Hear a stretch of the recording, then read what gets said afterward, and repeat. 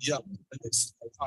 Together we shape young men and women with the pillars, with the future. Here we are. Let's join together with ability to change communities, with love, with faith, to respond to our need, to call for unity. Africa, hear me cry. Never leave me alone. As I say loud in a brighter future. Let's join hands for youth and women. Let's join hands for youth and women. Together, so you lead, our lead together. In your name, with your aid, let your name be reality. With your name, with your aid, let your name be reality. Yeah, vijana wa Afrika wote waungana, vijana kutoka mashariki, magharibi, kaskazini na kusini, hata na kati, fanya pamoja ili fanye nini? Together, so you lead, our lead, we lead together. We will lead, we will lead. Let's run beyond reality. We will lead, we will lead. Let's run beyond reality. Hello, Kunjani.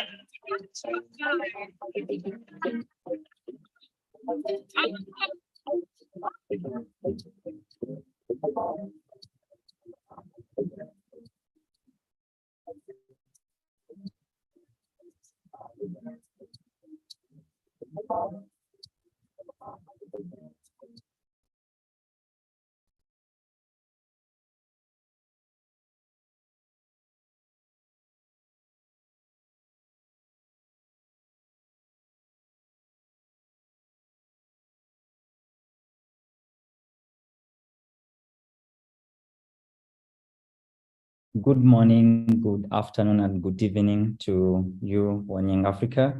I welcome you to this session. We are giving it a few more minutes as some of our colleagues are still joining. And as soon as the few minutes have passed, about 3-4 minutes, we should be able to kickstart. But in the meantime, you are welcome to introduce yourself in the chat so that everyone online can acquaint with you and make sure that on top of it all, we go back with a created network. Thank you so much.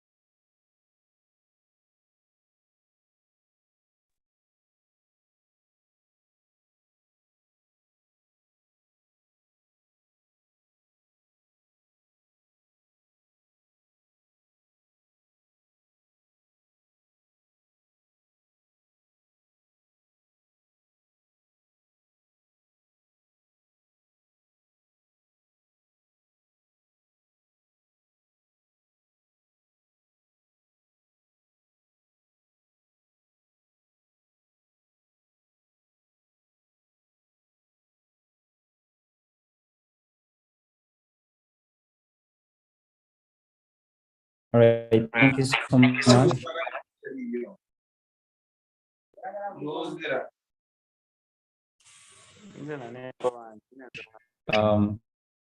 now want to welcome my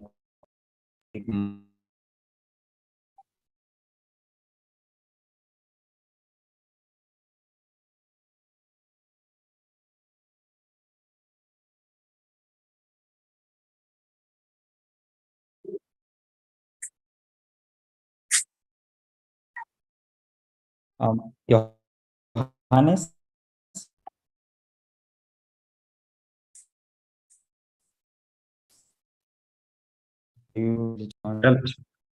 Hello, Sebastian. Asma, you can start the meeting. Hello, everyone. Yes, yes. Hello. Yeah. Let's start my welcome speech to everyone. Dear distinguished keynote speakers, panelists, and the participants, good afternoon. I bring you a warm greetings from the land of the pharaohs and ancient civilization. Assalamu alaikum. I'm Asma Muhammad, the External Relation Manager of NYDA. I would like to take this golden opportunity to welcome you all to our virtual event, Pre-AfCFTA Symposium, Sensitization session for the Horn and Northern Africa regions under the theme Originating the Future for Youth in Trade, organized by the Nile Youth Development Actions in cooperation with the AfCFTA Secretariat, QLEAD Africa, East Africa Business Council, and the Model of Africa Union, Ethiopia. Before we kickstart the conference, I would like to express my gratitude towards you all who sincerely contributed to this event in order to make it successful, and especially to our keynote speakers, Her Excellency Dr. Amani Asfour, the President of African Business Council, and Mr. Akil Tudes, CEO of the Industrial Park Development Corporation of the Federal Democratic Republic of Ethiopia. This wouldn't have been possible without the support of each and everyone presented here. Please allow me to present the reason why we are here today. The objective of this meeting is to create awareness and enhance young people knowledge about the AfCFTA implementation. As you all know, Africa is the youngest continent in the world, with 251 million young people. The AfCFTA aims to address key barriers that affect the youth, such as unemployment, overrepresentation in the informal sectors, age discrimination, and lack of access to finance. Can you mute yourselves, please?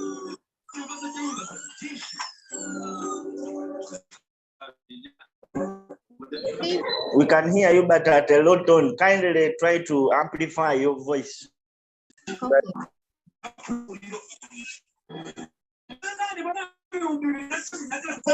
The AfCFTA promise to help mitigate these challenges.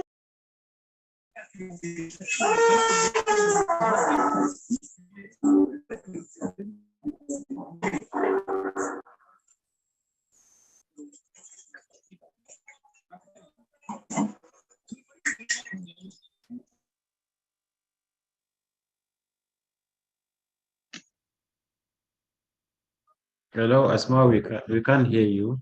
Plus, we are not also seeing you.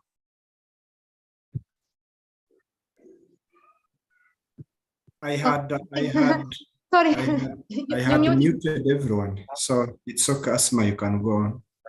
Okay. Okay. In today's session, our honorable speakers and panelists will dive deep into understanding the AfCFTA and its opportunities with special focus on youth.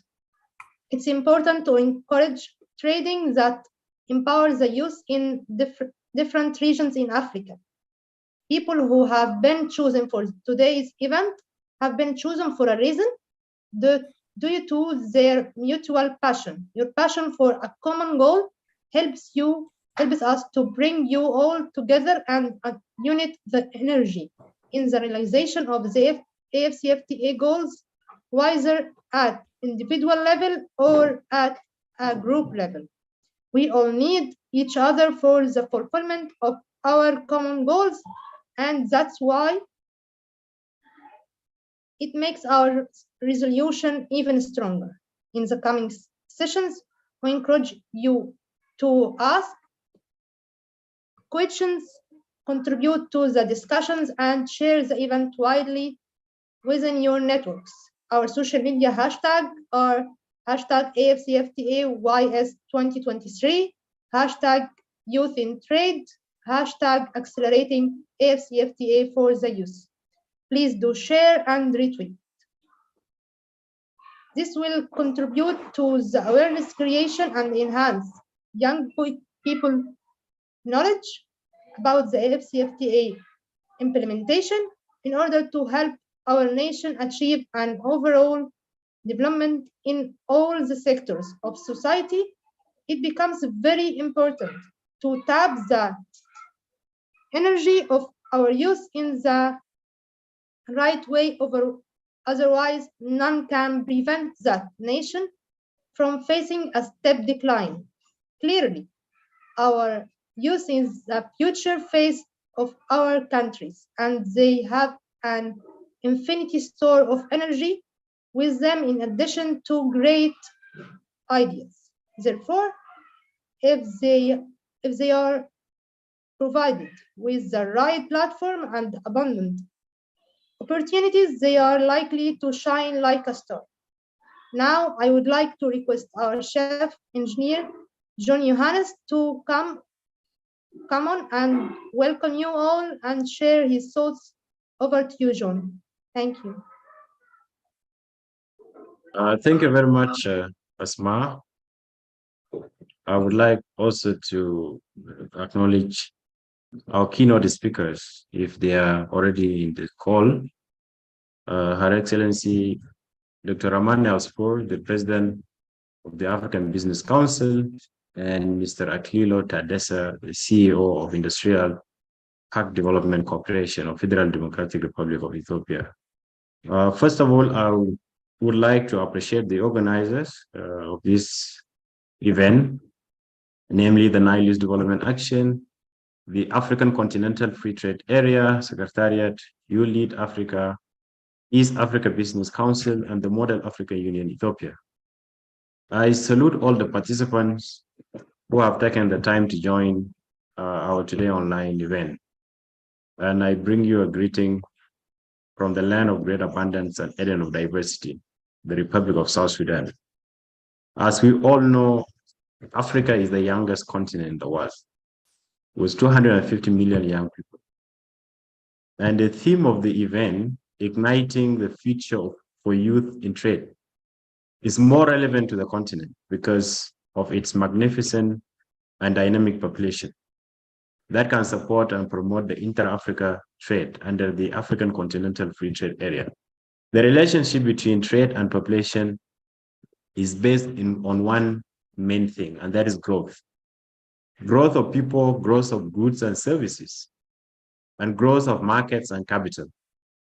This speaks to the aspiration of the AfCFTA and its mandate to create a single continental market with a population of about 1.3 billion people and a combined GDP of approximately $3.4 trillion. As we all know, the ratification by 46 member states is an indicative of the commitment of the African governments and the leadership in advancing the African integration agenda. We shall exert more collective efforts in harnessing the full benefits of the AfCFTA, starting with its domestication. And this event is a process toward domestication of the AfCFTA. And we hope to achieve further in making the agreement accessible, even in our local level, through our local languages. For instance, it can facilitate domestic policy processes and bring the AfCFTA closer to the people who can trade, especially women and young people. Ladies and gentlemen, young people are the engine or drivers of any social economic transformation of country. We are inspired to see the AfCFTA becoming an engine and driver of rapid industrialization that nurtures manufacturing, industries, accelerates economic transformation, and promotes and attract both domestic and foreign investors. To conclude, we urge the young people from the regions and across the continent to strongly believe in the borderless Africa for the acceleration of the inter-Africa trade. Through this process, we further want to ensure the African youth perspectives in sustainable development are included through solidarity, integration, implementation of the strategic policies, programs, and other critical issues of continental and global dimension. Together, we can achieve the Africa we want, and the AfCFTA is a facilitator of this grand continental vision. Asante sana. Thank you very much. Over to you, Asma.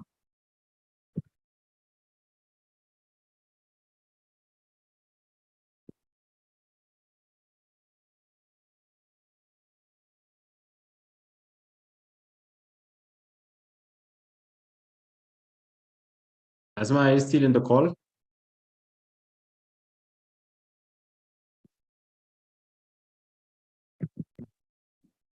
Yes, I'm here. Sorry.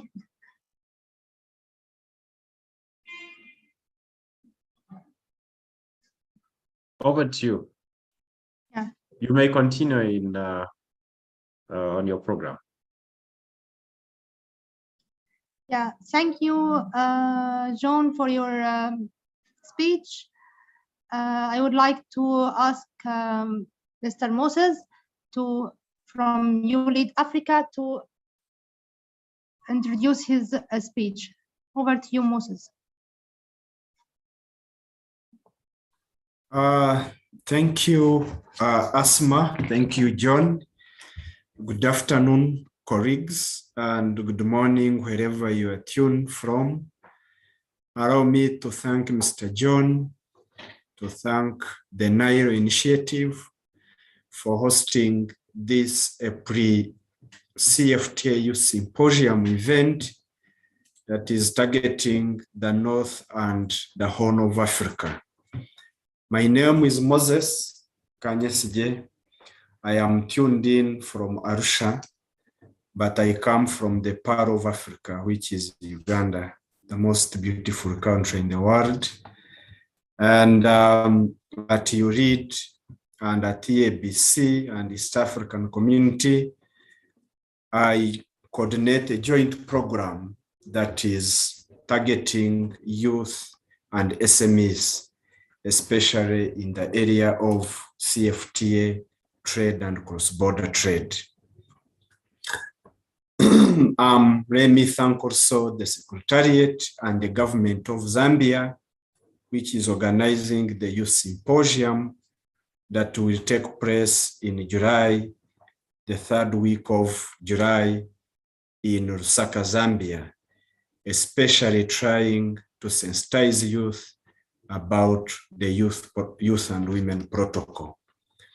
In 2020, UREAD and its partners started implementing a project called the CFTA Youth Inclusion Accelerator Program, whose main aim was to shed light and to know the extent on how youth are aware as the biggest stakeholders in the successful implementation of CFTA. When we did the research, and we have a report that has been published, and it is on our website, making CFTA a reality for youth, we found out that there were three major challenges. One was access to finance. Two was access to the right information. And also they lacked institutional that will connect youth to government. And we have been addressing those challenges. Lack of institution, we have been creating youth institutions, including Ikoyaka. You've heard about Ikoyaka, the Independent Council, involving youth in the implementation of CFTA. We also last year launched the Youth Business Council, African Youth Business Council, bringing all youth-led businesses under one umbrella. Addressing the deficit of information is what we are doing now. How does youth know about these protocols? What is in these protocols that I can move my goods and services from one border to another? Now that the CFTA is a market for 55 economies, almost 2 billion, and 70% of that population is youth. Not only youth, but educated, health, and innovative. So the Secretariat reached to us so that we can sensitize, we can implement, we can organize these pre-CFTA youth sensitization, virtual sensitization events like this, to know what will take place in Lusaka and why is it important. And to do that, we designed a program where we can reach the youth from the whole continent. And we having this pre-event per rec. And I'm happy that my colleague is here, called Diana and Insima. Those of you who have attended our boot camps in Arusha, 3 of them, 2 of them in Arusha, 1 in Kigali. You must have known Diana and Insima being the head of faculty boot camp. I'm happy that we have collaborating entities that we have been working with since 2020 when we started implementing CFTA youth in Africa. And one of them is Nile Youth Initiative. Thank you to John, and thank you to Asma, who has also benefited in our bootcamp for moderating this. I am not going to speak, we are going to listen to you. Our aim on this is to know about the CFT, especially the Youth and Women Protocol, or you might call it Women and Youth Protocol. We know the Secretariat have a 0 draft on this protocol. And this protocol for us, we want this protocol to address the challenges that youth and women in cross-border trade face, the challenges of finances, the challenges of standards, the challenges of photosanitary and sanitary services, the challenges of infrastructure, the challenges of packaging, and collaboration and partnership. What do we need in that protocol? What shouldn't miss in that protocol? And we'll get your voices today. And also we want to know, what is that African market? What is that ideal African market you wish to have? As we travel to Lusaka, are you going to go with your passport, national passport, or you're going to go with African Union passport? Does that passport exist? Are you going to be asked visa if you're an African? Are you going to be asked questions? How long are you here? Are you going to be in a flight that will take you all over Africa, 12 hours before you reach your destination in Lusaka? Where I am, it takes 2-3 hours to direct flight to Lusaka. But are you going to first go to Addis or going to Abuja or going to Nairobi before you reach Lusaka, what are those patent issues that you want to see? Do you want the Africa that you can move freely even without a document? Is it that Africa you can migrate and work anywhere and you are not asked a work permit?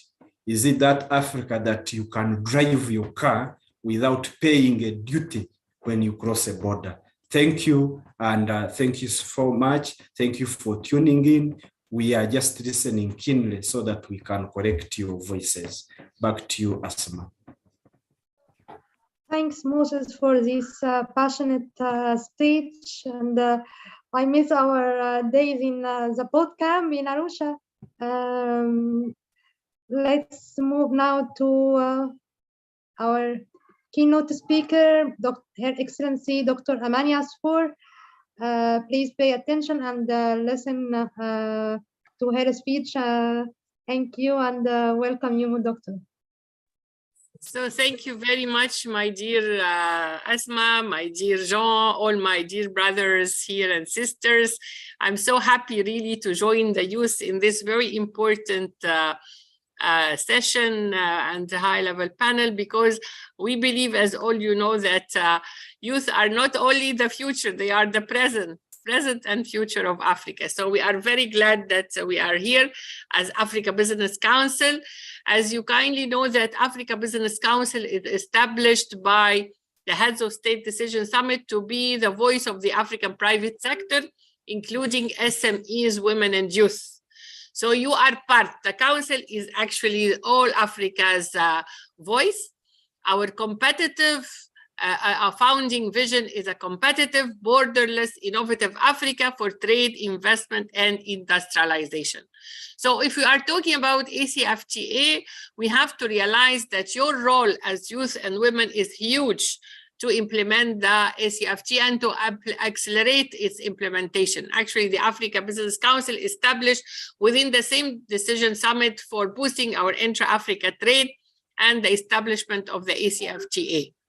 So for just to let you know that Africa Business Council have more than 20 clusters like trade, energy, investment, financial services, agriculture, agribusiness, fashion industry, creative industries, green economy, blue economy, livestock, fisheries, poultry, mineral development resources, SMEs, women, youth. So we have specialized clusters for women, for youth, for SMEs, but also youth and women are mainstreamed across all our programs as Africa Business Council. So our strategy is really about how we can have a strong African private sector. And this is the main really issue with reference to the implementation of AfCFTA. This strategy is based on 3 pillars. The first pillar is private sector strengthening, including SMEs, women and youth, which is the private sector empowerment. And that would really go through awareness, sensitization, as we are just doing now. I really commend the AfCFTA Youth Advisory Council, AfCFTA, this symposium, for raising awareness about AfCFTA. And just like my brother just said now about the women and youth, for instance, cross-border traders, because they have no really information about the AfCFTA. That's why one of the main objectives that we are working on is building capacity of our private sector, SMEs, women and youth, through sensitization workshops, through awareness about AfCFTA, also through training. One of the things that we are working on now for training for cross-border traders, because as you rightly mentioned, as I was before chair of COMESA Business Council, I did a questionnaire among the cross-border women traders about COMESA. I asked them, do you know about COMESA, simplified trade regime? They had no information about it. Do you know how much you are exempted? They don't know about it. How? So this is the issue, is really about how we raise awareness about AfCFTA among our women cross-border traders, about all the sectors of private sector across the continent. So this is actually for the private sector empowerment. The second pillar is about policy advocacy. One of the issues that we are working on now for policy advocacy is government procurement. We need to see how we can have government procurement. And this, I am talking to you as the youth of Africa, the voice of Africa, that we need to have at least 40% of government procurement allocated to private sector, African private sector, including SMEs, women and youth. I have been successful in Kenya, when I was also chair for Commerce Council, when we lobbied for the at least 30% of government procurement goes to SMEs, women and youth, and Kenya has implemented it, having a program as an affirmative action law for at least 30% government procurement for SMEs, women and people with disabilities. So now I was in the African Union, I was in the Pan-African Parliament last month to lobby and advocate that we need at least 40% for government procurement go to African private sector. So if we want to trade among ourselves, whatever on the African soil cannot be brought from outside the African soil. We cannot just trade what we can get among ourselves and not bring in containers from Dubai or China and not made in Africa. So this is one of the advocacy pillars we're working on. The second really is about financial inclusion. How can we have women and youth financial inclusion and to be really have access to finance, access to all the credit, and to have investment, and also to have a conducive and enabling environment for our private sector, including SMEs, women and youth. So the government, which give incentives to multinational companies, has to give incentives for our young entrepreneurs, women entrepreneurs, to really, if we really want to implement and accelerate the implementation of AfCFTA. The third pillar is about product development. So if we're talking about building capacity empowerment African private sector SMEs, which is the first P, the second P is about the policies. The third P is about the product development, which is a made in Africa product, which is strong African product that is quality, high quality, standardized, value added, branded, designed. That is the private sector Africa, including SMEs, women, youth, that we need to have a made in Africa product to trade among ourselves and not bringing other products from outside the continent. So for this, actually the product is huge, and those products is about products and services. So if we're talking about services among us as women and youth, and about many clusters, one of them is tourism, because I've just heard now is in the chat. We have also hospitality industry, tourism, and a cluster which caters for promoting our tourism and also promoting women and youth in tourism and hospitality industry, because you know tourism is a cross-inclusive business which affects from the taxi driver, from the women entrepreneurs, from the youth who are working, from aviation industry. It's a huge issue. So if we're talking like this, we need to see how we add value to our raw materials and not export it as such. As I always say, that the cocoa is in West Africa, but the chocolate in Switzerland. The gemstones, we have all the gemstones of the world, yet it is cut and polished in Jaipur, India. So currently also what we are doing is putting training centers for cutting and polishing our own stones within the continent, and trying to really promote the business development centers, business incubators, to support and to empower our SMEs, women and youth. One of the program also we're doing for the startups of youth, and I hope all of you are really going to join in it, to promote it among the startups, is called Hunting for Africa's Unicorns. So how we are having the youth startups within our program to call for nomination for the applications for startups in high tech. So we had 3 editions where we had applications for high tech, which is like education tech, health tech, agriculture tech, animation tech, all this. And then what we do is to get venture capitals so they can pitch in front of them. And then we are really promoting our investment in the young entrepreneur startups. So this is also one program that we can work on for the real implementation of AfCFTA, because AfCFTA is only an agreement, it's only an area, but the people who are going to realize this is the private sector of Africa, which is us. How to realize the Africa we want. You know, the Africa we want is a prosperous, peaceful, integrated Africa driven by the citizens of Africa. And we are the citizens of Africa, including women and youth. So I am happy to really join you, my dear sons and daughters of the continent, to see how we can do it together and how we are going to have our new startups and all of us moving together freely for goods and services, and how we really push for the protocol of youth, and there is a zero draft for it, the protocol of youth and women. So you need to be part of it. We need to see it and give your inputs with reference to the AfCFTA. So I am very happy to join you, dear all of you. And I always like, in my remarks, I always say that an African proverb that nobody can do it alone, but all of us can do it together. So if you want to go fast, you go alone. But if we want to go far, we go together. Thank you very much, my dear sons and daughters of the continent. Thank you very much, Dr. Amani, and thank you for your valuable speech and for the all thoughts from your side. Thank you.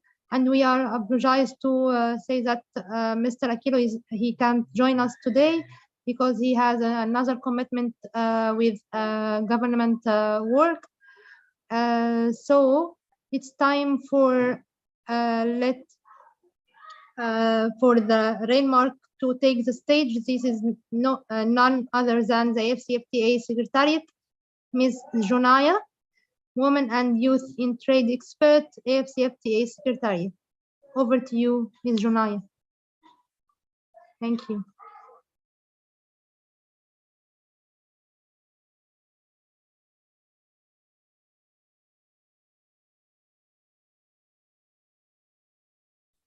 I think she hasn't joined, Madam Asma. I think she hasn't joined.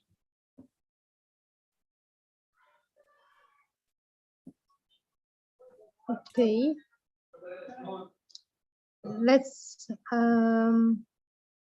move forward to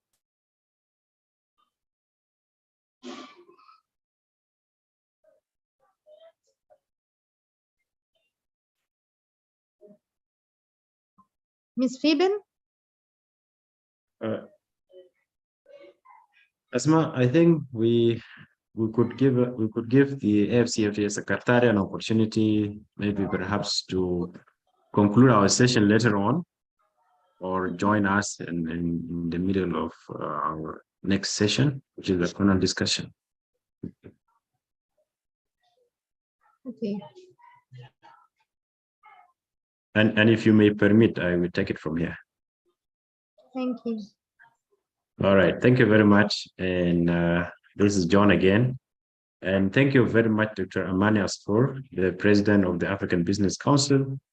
Your leadership speaks a lot of volume in the continent, especially in promoting women and young people in business. So we are grateful of your advocacy. Indeed, we want to work together because we want to go far.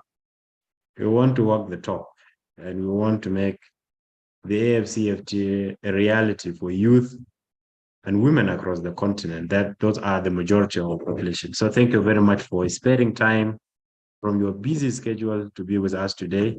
Asante sana, shukran jazilan. Thank you, my brother. Thank you. Thank you very much. And inshallah, we work together. Bye-bye. Thank you. Thank you. Thank you very much. Shukran. So diving into our panel discussion, and we have 6 panelists from the region, from the Horn of Africa and Northern Africa region. I hope I see most of them in the call.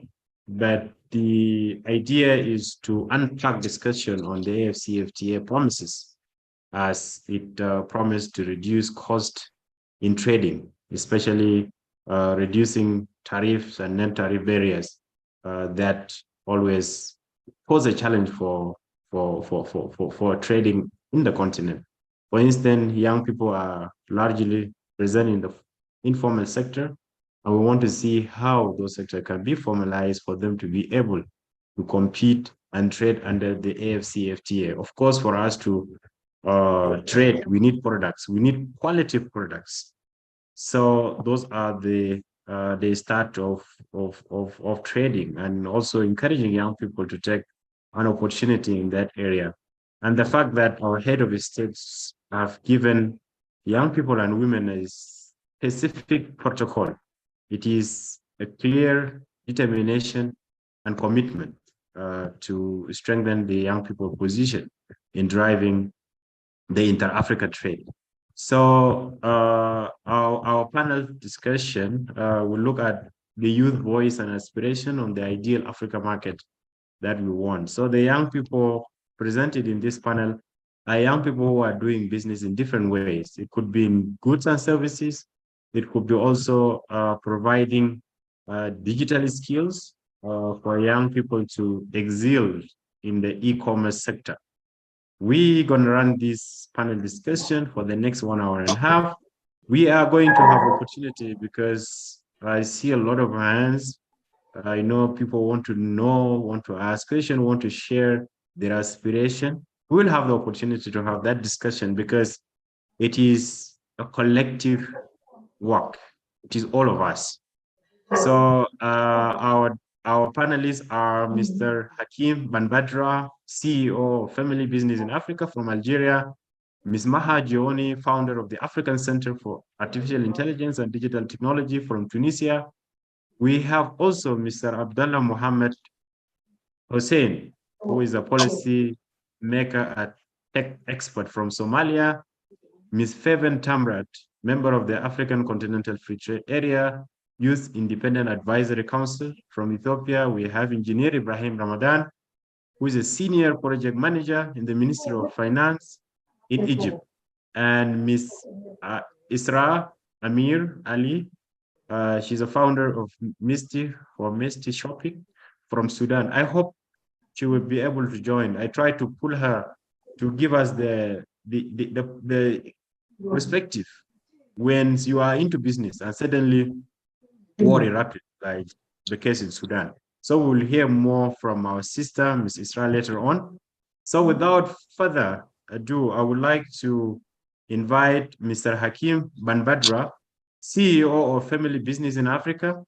Kindly, I would like you to introduce yourself. And while you're introducing yourself, tell us about the challenges that the young people are facing when it comes to trading within the continent. We know sending a goods or product from Algeria to Ghana or from Zambia to Ethiopia might pose a lot of challenges that the AfCFTA want to address. From your experience, tell us about all those challenges. Over to you, Mr. Hakim.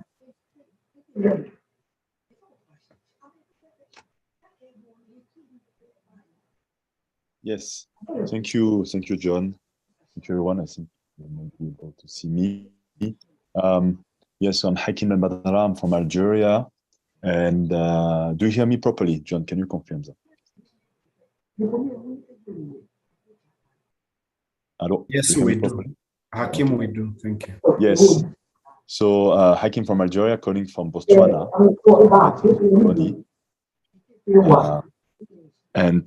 Basically, so what I do, I work with family businesses in Africa. So family business is a business owned by at least 2 people of the same family, and with the family members at the management level. So I'm in the field of service providing with family businesses and business connections, organizing workshops, business events for them to connect, to talk about governance, succession planning, how to attract the best talent, all these topics that are very important for businesses in general, but even more for family business, because when you have a family, You have the business, okay, you have the family, and then you have the, I would say, the connection between both of them. Basically, what I've noticed working with people from Kenya, Gambia, Cote d'Ivoire, Algeria, myself, South Africa, and so on, Cameroon as well, Anglophone and Francophone Africa, is one of the main, I mean, let's say I organize an event in Cote d'Ivoire, okay? First of all, visa is already a problem. Because Cote d'Ivoire, if you're not from ECOWAS, you need a visa.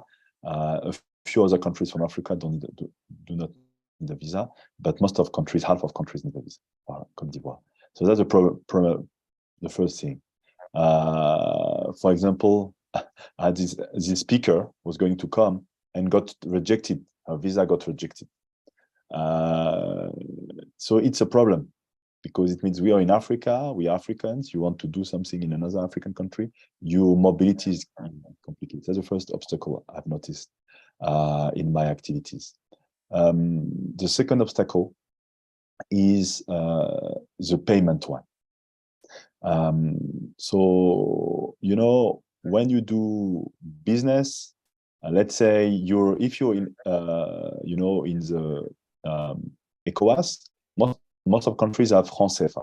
So this is okay, it's not complicated and stuff. Now, if you're not in these countries, you have another currencies, then you have to change your currency to franc CFA, maybe cedis from Ghana, for example. Or us in Algeria, we have dinar, dirham in Morocco, dinar, Tunisian dinar in Tunisia. But the thing is, if you change your money to the other money, the exchange rate is not that interesting.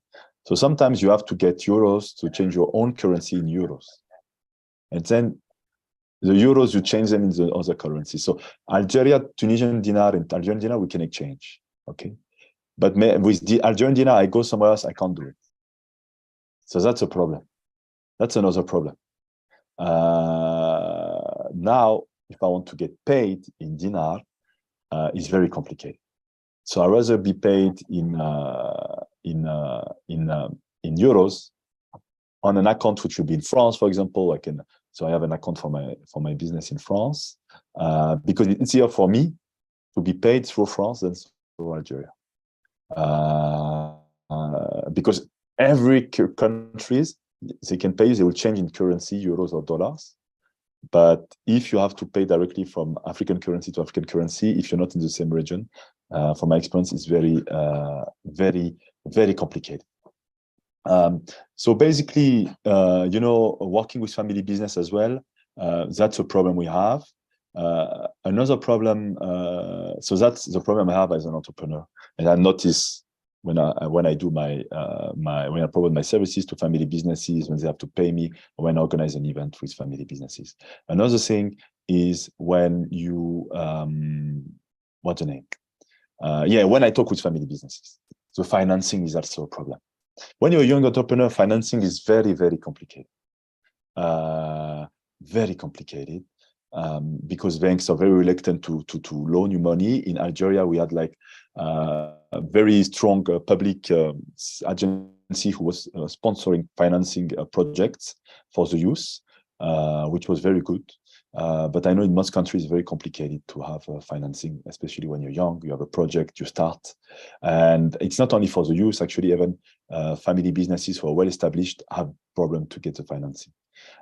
So that's what I've noticed in my job. So I would say from my activity working family businesses, providing services, organizing events, introducing them for business together, it is three stuff. Liberty. So the first problem is the circulation of freedom of movement, payment. So all the currency exchanges and stuff like that. And the third is the financing. That's what I've noticed. Thank you very much, Hakim, for bringing those perspectives into how challenging is making business in the continent, especially when it comes to the free movement. You may have good products, quality products at hand, but now you will think of, am I going to be granted a visa? So that is a challenge. That is a challenge that we are expecting the protocol on free movement and right of resident to address. And free movement and free trade are twins, but I do believe the free visa need to be born first, right? So we hope to champion this. So I will come back to you later on how best we can advocate for cross-border payment, especially when we are exchanging our local currency into hard currency. It is a bit hard because we are trading in euro, we are trading in dollars and other currencies. And in the continent, we have more than 40 currencies. So it's a bit of a challenge. Those are the things that we really need to see how the AfCFTA also can leverage on its aspiration to solve those issues. And access to finance is a big thing. So thank you very much for bringing those critical issues. So I will come back to you later on, but allow me to go to Ms. Fabian Tabret, who is the member of the AfCFTA Youth Independent Advisory Council, especially when it comes to young people voice. And we are talking today about the ideal African markets. What is the ideal African market for you? And I see a lot of participants, they put the ideal African market that they are envisioning on the chat box. Please keep writing, right? So we want to see how you envision the ideal African market for yourself in your country, put your products, your region, and the whole continent. So, Ms. Fabian, when it comes to young people advocacy, I know AfCFTA Independent Youth Advisory Council has been there for a while, not that much long, but you guys are doing a lot of work. So tell us, how can we leverage on the existing work that the AfCFTA Youth Advisory is doing, and how it comes to its existence? What are the modalities that we can amplify in promoting the AfCFTA? Over to you, Ms. Fabian. Great, thank you so much, John. Good morning, good afternoon, everyone. Yeah, so as John has mentioned or introduced, with the Independent Continental Youth Advisory Council, or as short we call it, ICOYACA. Yes, I am the head of Partnership Engagement Directorate there. And then so to tell you a little bit about how it comes to existence. So I've heard that Mr. Moses has mentioned this earlier, but back in 2021, the ULED, GIZ, and MSTCDC organized CFTA bootcamp, and it happened in Tanzania, Arusha, and it was in November. So different youths, I think, if I'm not mistaken, we were close to 30 youths from all over the continent were gathered at the bootcamp, and then we were introduced. For some of us, it was an introduction to CFTA, but it was an in-depth bootcamp that took place like for almost a week. And then during that bootcamp, we've learned about how the CFTA itself come to existence, and then the history, the journey, and what protocols it entails right now, and also several other negotiation and aspects of CFTA. So by the end of the program, so it was not only ours, but every youth in the auditorium agreed that there needs to be a youth advisory board, which can consult with the CFTA secretariat, and then maybe advise and also bring the youth together to champion the CFTA, because as you all know that more than 60% of the African continent population is youth, and the CFTA is working to bring the protocol on women and youth to life. So we need the involvement of youth if we want to realize the implementation of CFTA. So during that time, the entire auditorium, the entire youth in the bootcamp agreed to create a youth advisory council. So since November, the youth advisory council existed, but the launch happened a few months after that. So the Youth Advisory Council right now has country chapters almost in every countries in the continent except Eritrea, but we have a few members from Eritrea who are interested about the concept and have joined ICOYACA. But we have country chapters in every country, and we have more than 600 members, and I'm pretty sure the number has gone up, because a few months ago we did a recruitment drive, and then we've received an overwhelming amount of applicants. So We are currently functioning in every country, as I've mentioned earlier, and in every country we have a structured system where we plan to bring the CFTA implementation to be, to the CFTA concern to address every youth challenge, every woman challenge, and also to help implement the trade agreement. So mainly the ICOYACA is working on 6 major pillars. I'll go through them in a very short period of time. So the first one is implementation.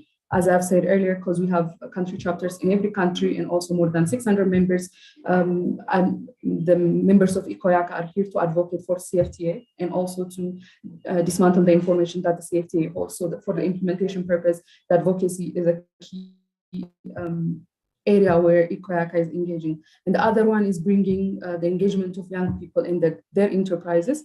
We have consortiums and businesses, youth businesses, which are currently part of ICOYACA. So bringing them and creating that awareness of what CFTA does to them and then what CFTA means, and then how they could engage. That's also part of what ICOYACA is doing in a policy level. The other one is the availability of trade data, since we have so many members and also country chapters. For any trader data, it's easier to access through the country chapters champions and also through the members. That's the third thing that we're working on. The other one is our coordination in mainstreaming to mitigate the duplication in misalignment of CFTA activities, and then to synergize activities when it comes to CFTA. The use is there, as I've mentioned, in every country, leveraging partner, as well as we're planning to train youth on CFTA and also on export readiness.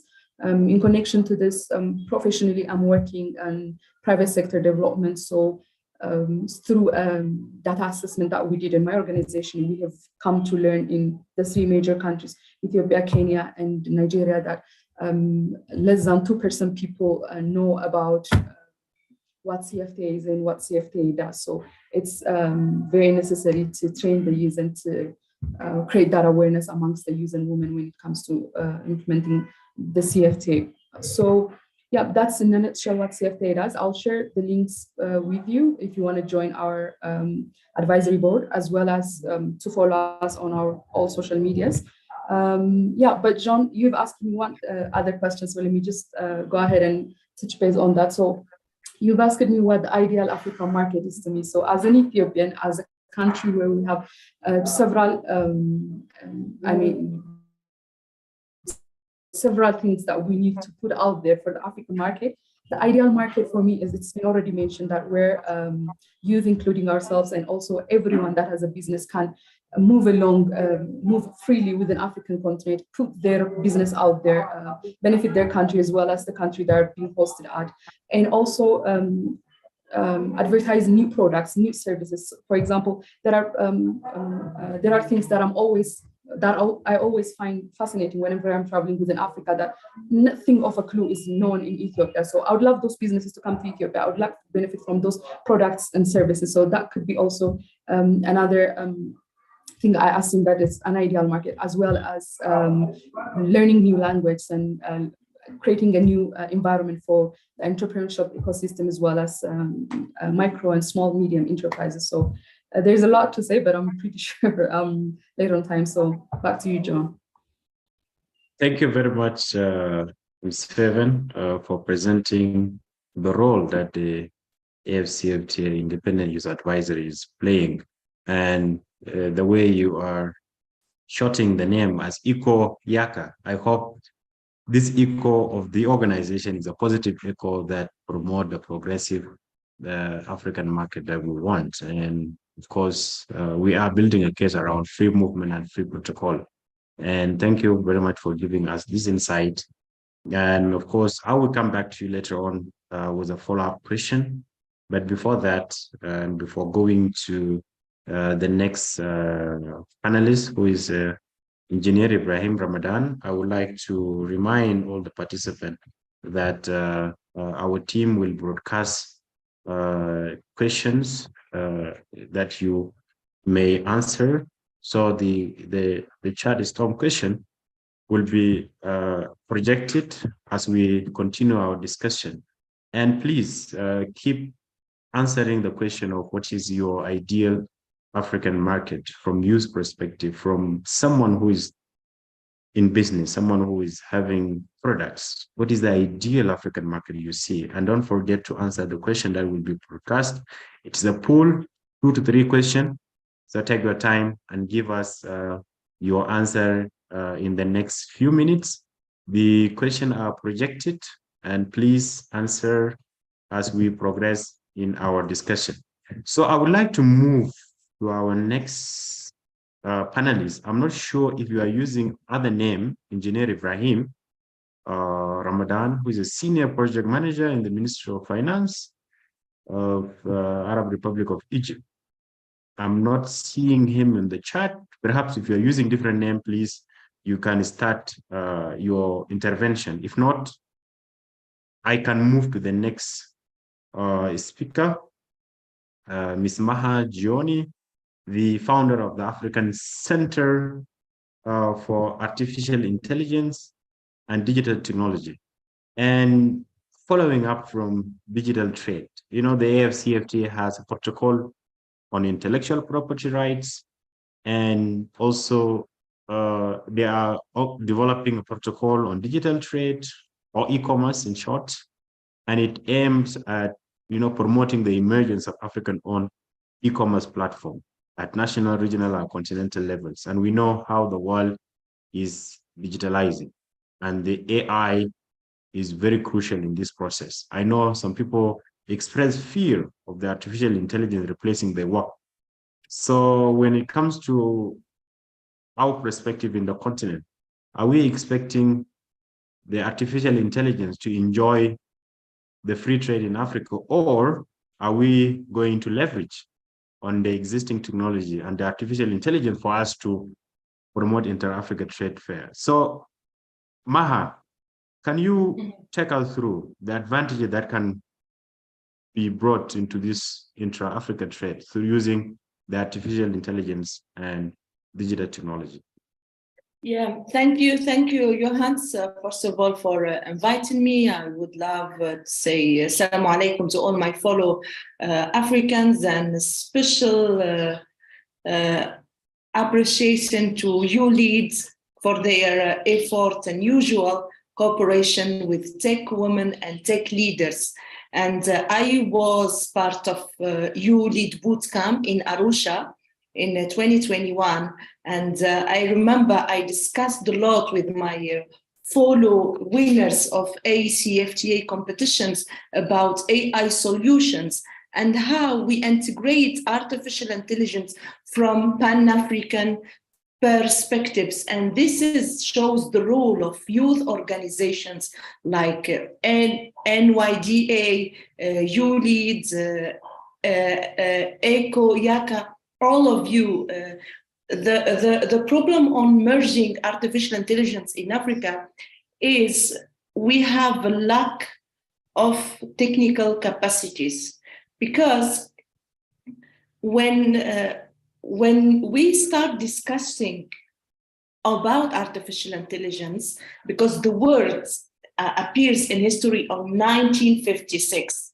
At that time, Tunisia and many African countries, we were still under the colony ages. So we are delayed and behind the development of technology for many reasons. As I said, colonizations and poverty and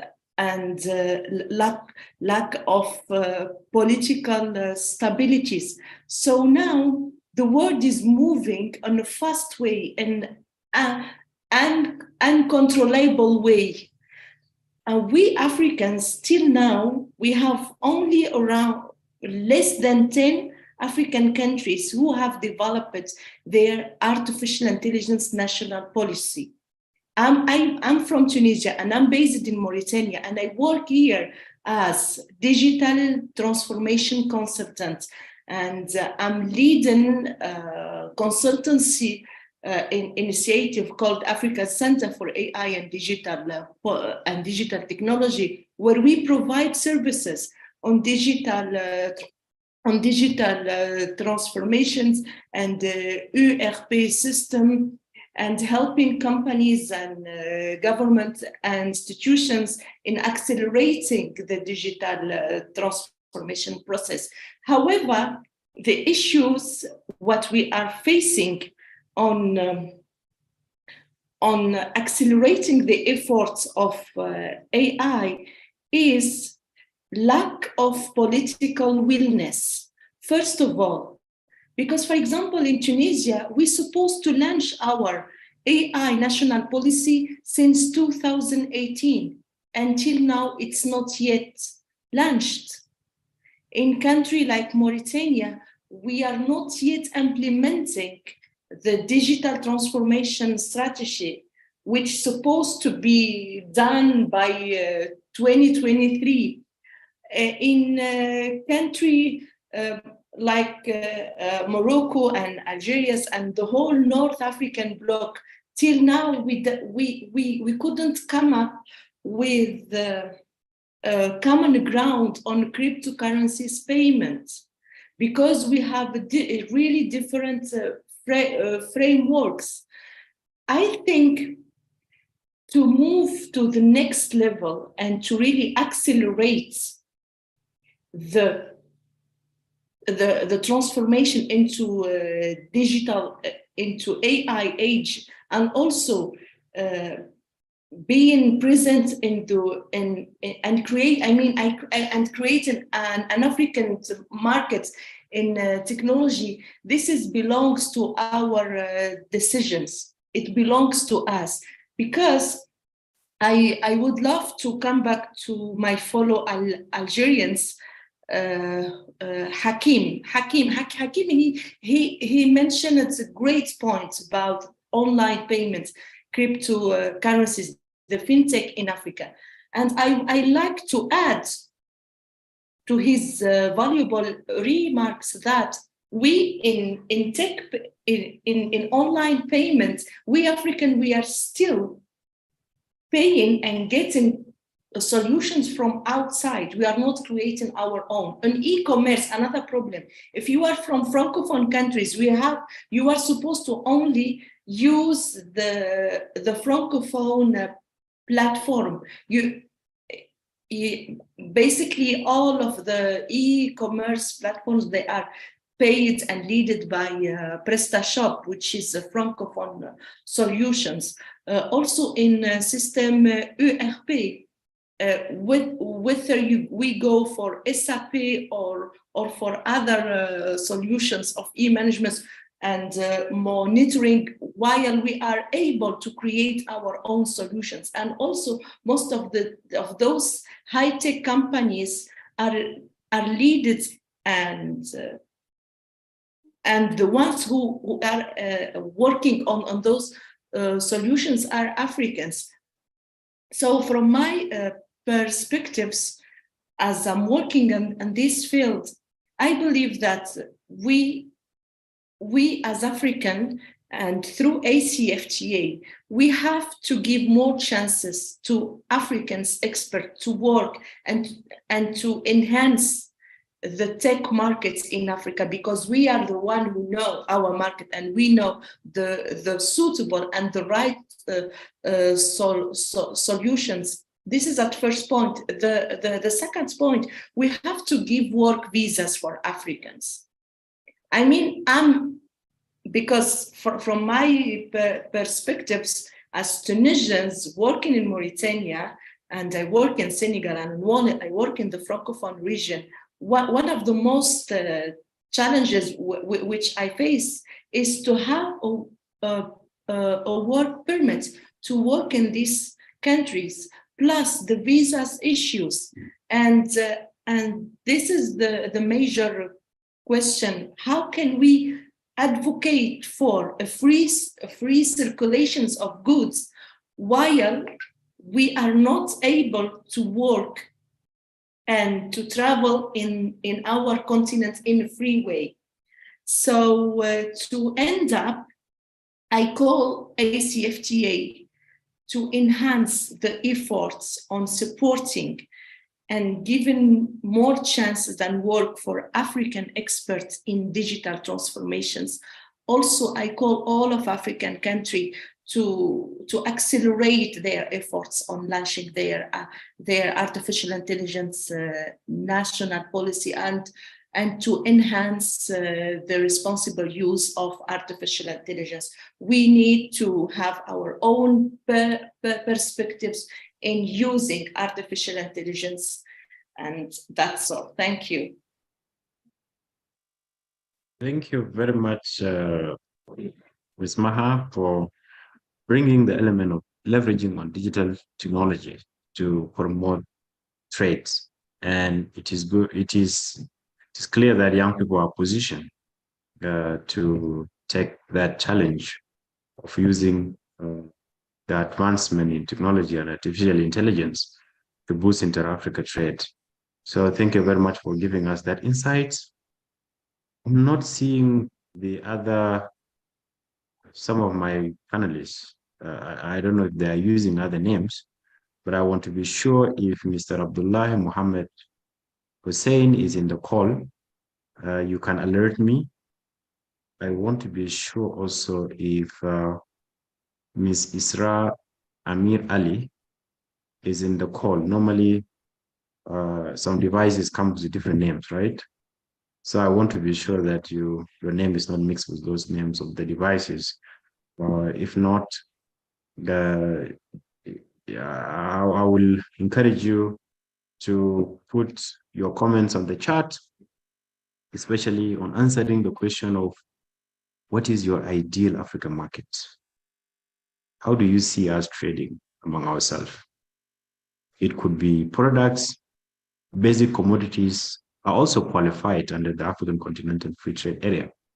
I know our good neighbor, Uganda, supplies with banana, motoke, and those are goods, commodities, basic commodities that qualified immediately under the African Continental Free Trade Area.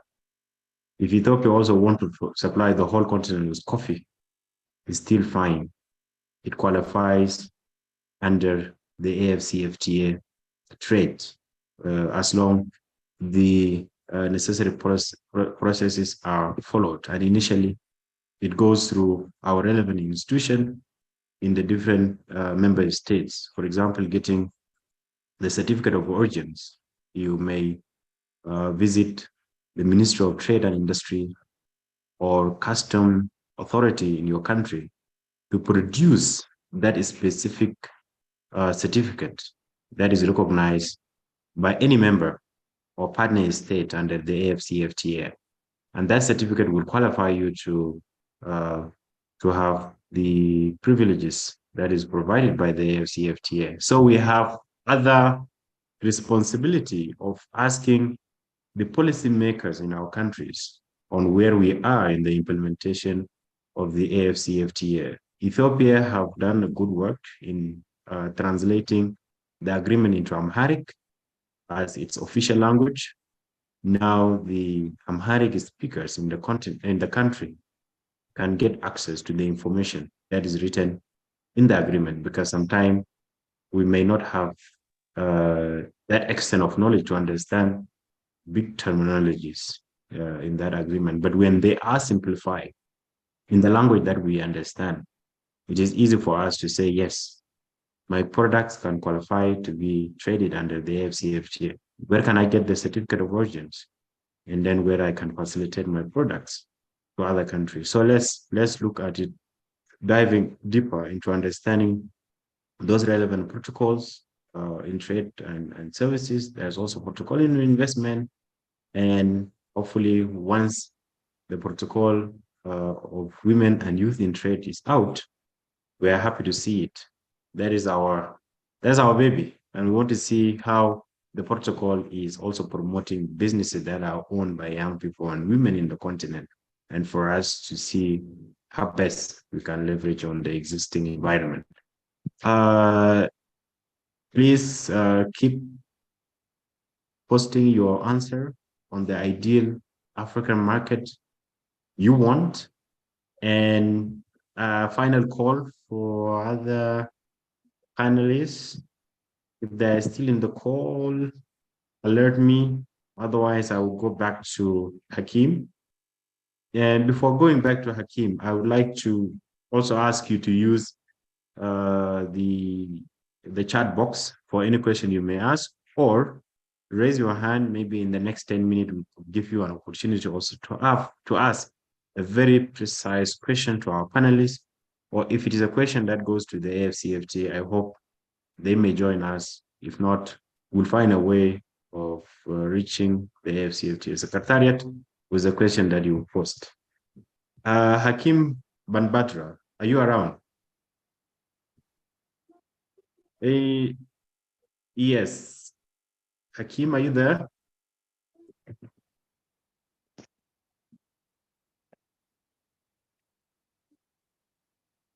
Hakeem Banbatra, are you there?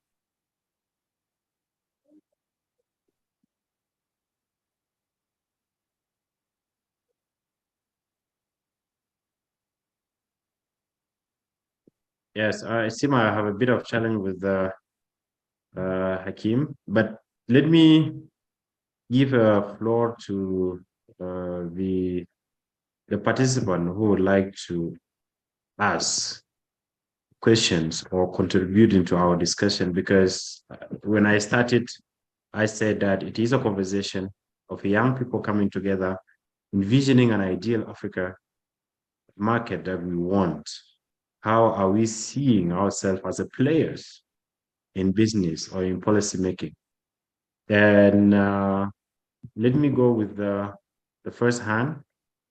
Emmanuel Solo, please make it very precise and straightforward. Over to you. And then it will be followed by Faraj, Emily, and then, yeah, let's hear from these two participants who want to contribute or ask questions. Over to you, Emmanuel. Thank you so much for the opportunity. I have two direct questions, one to the Secretariat in regards to AfCFTA agreement. As we know that we are trying to champion the AfCFTA agreement, but when we looked at the level of development into our countries, we have around 55 countries, so we have different level of development. And then when we see the Africa GDP, we will find that Nigeria and Egypt plus South Africa, they are, according to statistics, they own more than half of our total GDP. So my direct question is, how are we going to encourage other countries to see how best they can benefit from this agreement, looking at maybe, because AfCFTA mainly affects direct the manufacturers. Many of us countries are not producing nothing. So how are we addressing such matters, concern? Because when we are also talking of AfCFTA, also we have to look also to some of the challenges or effects that are going along with it at the current situation. This is the first question. The second question, we have regional blocks around Africa, and then most of them have treaties and policies, including to allow their people to trade within blocks. But we have realized that sometimes government exercise they call sovereignty powers in regards of goods that are being moving around, and in many scenarios we see, for example, we talk of East Africa, we find that Uganda dairies has been forbidden from entering Kenya, like there is a maize issue recently between South Sudan and Uganda, and we find challenges like this. So my second question is, how are we going to harmonize these policies that within the bloc to allow us to trade effectively while we are also considering AfCFTA? Thank you. Thank you very much, Emmanuel. I noted your question. Perhaps if we have someone later on joining us from the AfCFTA Secretariat, I will rephrase those questions and present it to representative of the AfCFTA Secretariat. So Faraj, precise and straightforward question.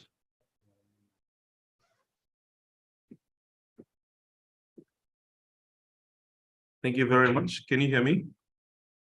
Yes. Okay. So I'm not so sure if the one that I'll be sharing, it's a question directly or it's a comment, but I would like to hear in relation to what you had mentioned earlier. You touched a very important point, which is the artificial intelligence, and looking into the background of our countries within Africa, the adaptation has been very slow when it comes to artificial intelligence in general. And I've been very curious because most of the traders within our continent are people who are either not much educated and understanding the trends of technology and all that. And if I take an example from my country, most of the people that are doing trade, they're not even related to, they do not even study anything related to trade or business at all. And when it comes to talk about technology and everything, they're way left behind and they don't even understand. Now, two things that I want to connect, and this is where my comment or question is going to come from. One, these people are left behind and they don't even have knowledge about the technology that is going to be influencing the AfCFTA. Plus two, from what I understand right now, most of the countries are deciding which products to be traded within the AfCFTA. And sometimes you find these people are not even included or introduced to those businesses that are going to be, or the products that are going to be traded within the AfCFTA. Now, I would like to understand from the speaker that we had asked the same question about AI, what do they advise or what is their comment on that? Plus, for Secretariat in general, I want to understand that we have people from, let's say, if I'm not mistaken, from the north, no, from the west, and people from the east, for example, we have some of the commodities that look alike. This has been quite a challenge when it comes to businesses. For example, back in February, I hosted an African business women and youth forum, and we had some of the people who came to exhibit. And we came to realize people came from Nigeria, from Congo, having the similar products that we're having here in Tanzania. And the competition was quite tough to really recognize and see how we are pushing this. And coming on to the digital side of using our technology, most of them were like, okay, we didn't know this would be happening. We didn't have even information from the systems that could tell us about what products are available within this country and how we're going to trade and all that. So this is my comment and the question at the same time. I hope it's well phrased and understood. And thank you very much for this chance. Thank you very much, Faraj. I'm sure one of our panelists will look into that, especially on the artificial intelligence. Let me go straight to Bruno.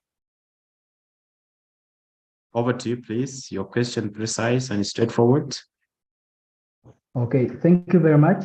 My name is Udur Bruno. I'm from Northern Uganda. Now, one of the questions I have is, what is our location strategy for this policy? Because not everyone knows about AfCFTA or the policy that we have at hand. I'll give an example for myself. I didn't know much about AfCFTA until I went for the ULEAD Summit. And I believe that there are so many East Africans who actually need to know more about AfCFTA and all that we are doing and some of the policies that we have. So my first question is, what is our localization policy? I mean, what is our way of localizing the policy? Number two is that how much are we involving the local people I mean, let's talk about a local man somewhere in one of the villages in Gulu in northern Uganda. How much are we making sure that this policy is also profitable to them? I will give an example of one of the strategies that we are using is that we realize that the local people in the community could not easily connect with the technocrats, the district. So we decided to create synergies where they meet and then they discuss the challenges that the women are facing in trade and then some of the opportunities.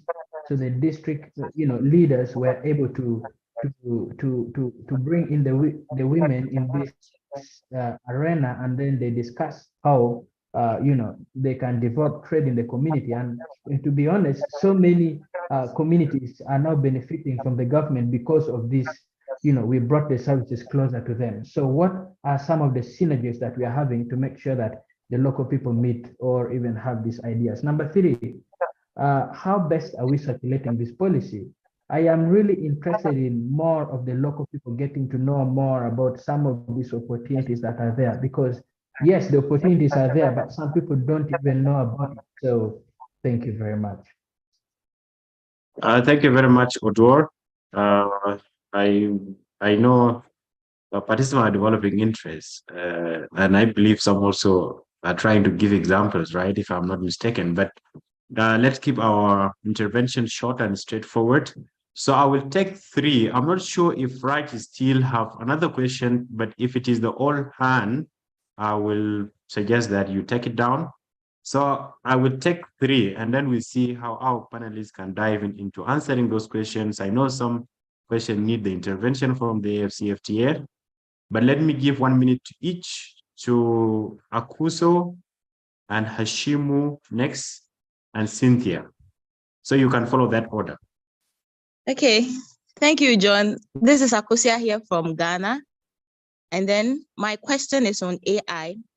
I realized AI is built on skillful workforce. So when the workforce is very skillful, it's proficient to the critical and effective use of AI. So I would like to ask, how are we going to invest and improve in our educational programs and training opportunities so that we can match related skills in AI? Thank you. Thank you very much for keeping it short. Hashimu.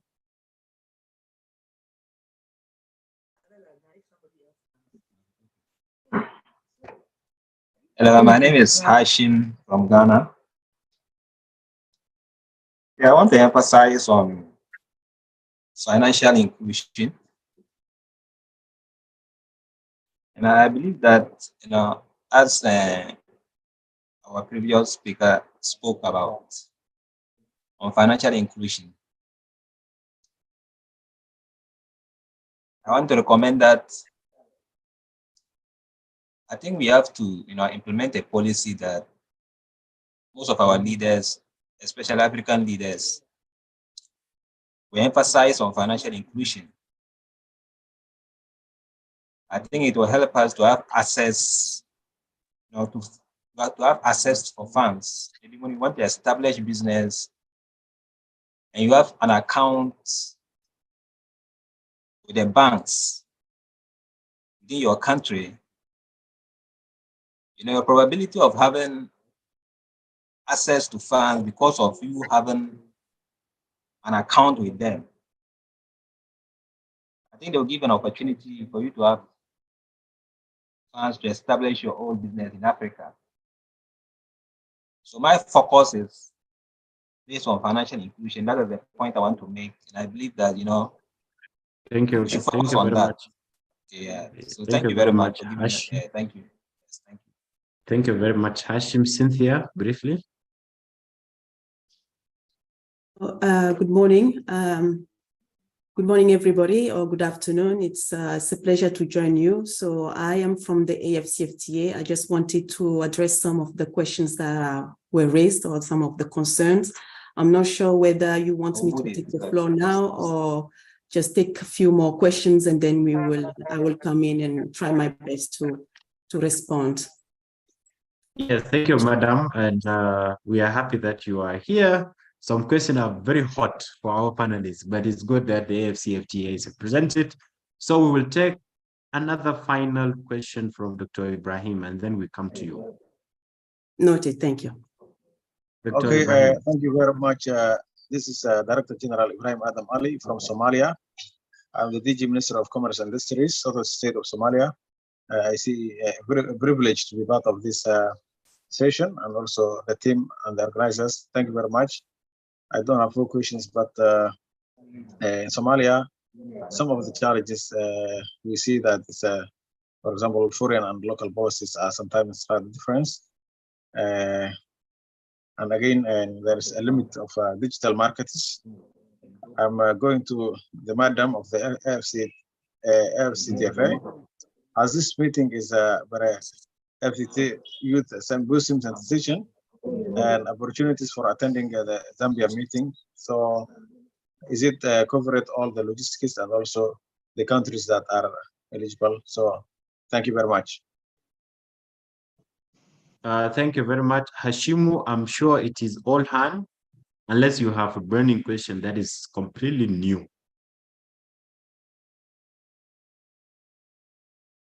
All right. Let me consider Hashimu. Yes, please. I think you asked your question earlier on.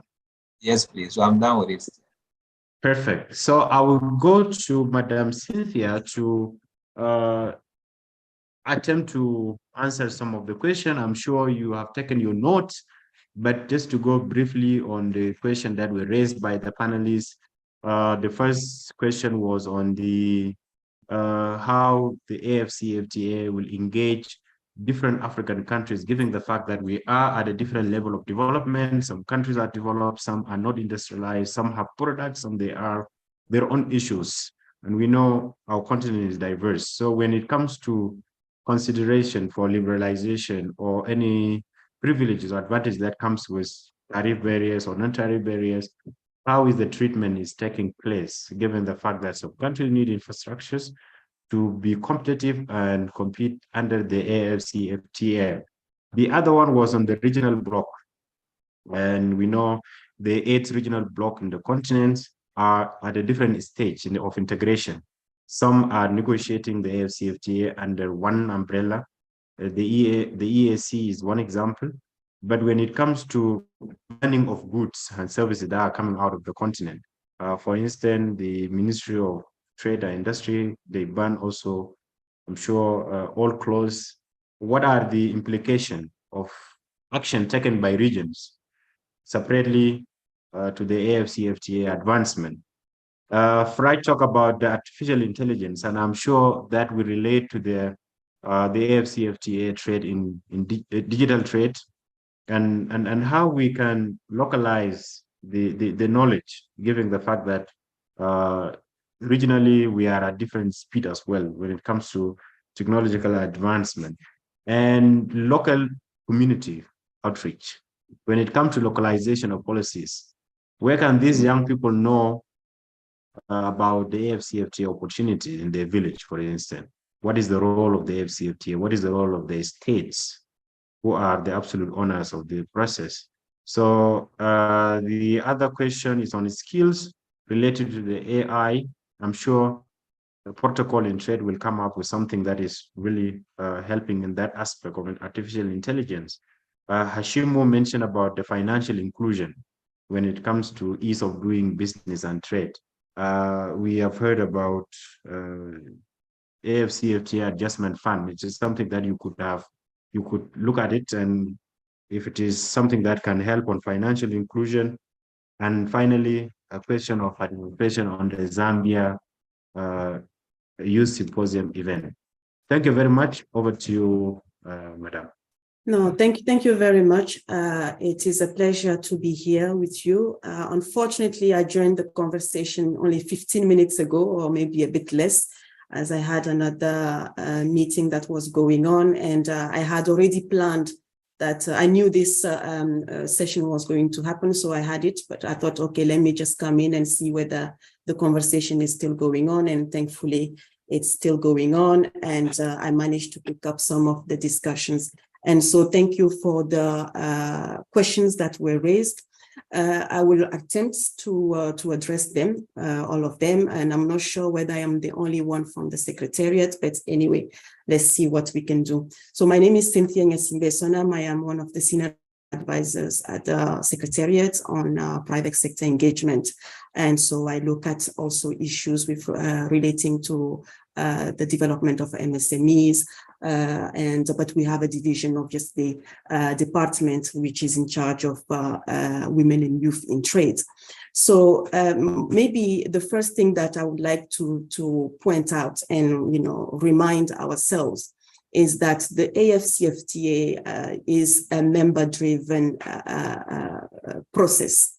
So it's a process driven by member states, and the AfCFTA Secretariat is the institution that has been set up to actually facilitate the negotiation of the various agreements, or the agreement and the different protocols that fall under that agreement, and also make sure that implementation is followed.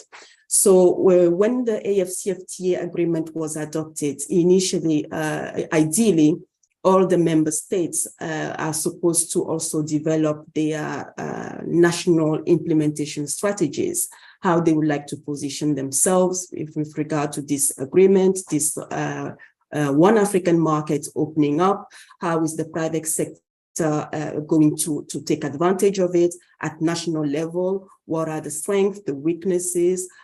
Basically, each country is supposed to define its strategy on how they really want to engage as a state, as a country, given their macros and their, the level of development, the level of industrialization, what are the comparative advantages, and how that country actually wants to position itself. And so this is something that needs to be done at national level. And this exercise, for instance, strategy, in some of the countries that have been able to do it, we've seen those national strategies developed with the engagement of, with the involvement of the private sector, etc. And obviously, we ideally, these strategies also should involve all stakeholders, including the women that trade, including the youth, etc., so that it is a comprehensive strategy that is put forward.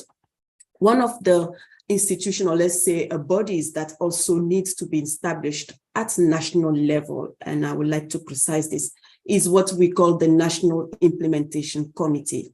These ones, the NCIs, National Committee, NICs, National Implementation Committees of the AfCFTA, should normally be the relay at the national level of the AfCFTA. The AfCFTA Secretariat, as you can imagine, is an intergovernmental agency. And I've presented our mandates at the beginning. So we cannot be in every country at the same time. It's just impossible. So each country needs to have its National Implementation Committee. That is the first point of contact at the national level for the various stakeholders that would like to know more about the AfCFTA. And that National Implementation Committee should really be the AfCFTA on the ground, engaging with the private sector, with the various stakeholders, and working with the government to make sure that what is adopted at the AfCFTA between the member states is actually effectively implemented.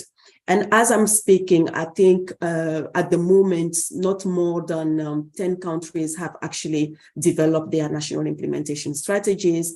I might be wrong, but it's very few countries that have actually developed their national implementation strategies, and even fewer people have also gone further to establish their national implementation committee. So this is really, I would say, an issue that is impacting a little bit on the level of awareness of the AfCFTA, but the Secretariat is obviously trying its best to engage with the private sector and with the relevant stakeholders. And as we are here with the youth, obviously the youth needs to be also engaged. Hence, one of the forums that we have held last year was the Women and Youth in Trades in a conference in Tanzania, and one of the recommendations of that conference was to separate the issues with regards to women and the issues relating to youth. So this year we are going to have a youth symposium in Zambia, which is obviously open to all youth. Participation is open to all youth associations and youth representatives. And we hope that this is going to be also a platform for engagement between of the AfCFTA Secretariat with the youth on matters relating to the AfCFTA. So I wanted to provide that background so that everybody is aware of the architecture of the AfCFTA and, you know, the limits that we have in terms of engagement. But of course, we know the challenges on the African continent. We know that, you know, we have to do more to be able to address those challenges, and we know the expectations are very high at the on the Secretariat, and we try our best to make sure that that all stakeholders are engaged. Now, in terms of one of the principles of the AfCFTA agreement also is what we call the variable geometry principle, in the sense that we are all aware that our 55 countries are not at the same level of development. And so opening up the borders will, you know, rightfully so, you know, make some of the economies that are smaller, you know, shrink a little bit because of the concerns that they might be invaded by products coming up from you know, bigger economies.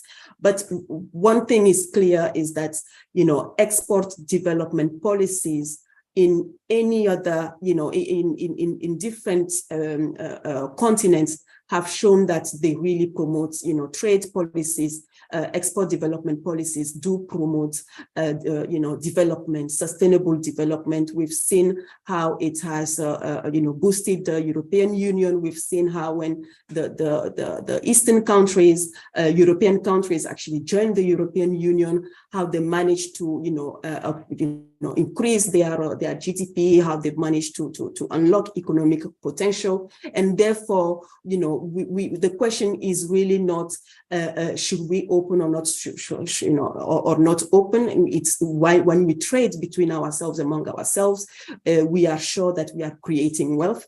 But we are also at the level of the Secretariat and with our partners trying to put in place a mechanism that will allow this type of I mean, the concerns to, or let's say the impacts that some of the countries will see with the liberalization of goods and services, have to minimize them. One of the facility is what we call the AfCFTA Adjustment Fund, adjustment facility. That facility has been established now in Kigali. The agreement was signed in Kigali, I think March this year.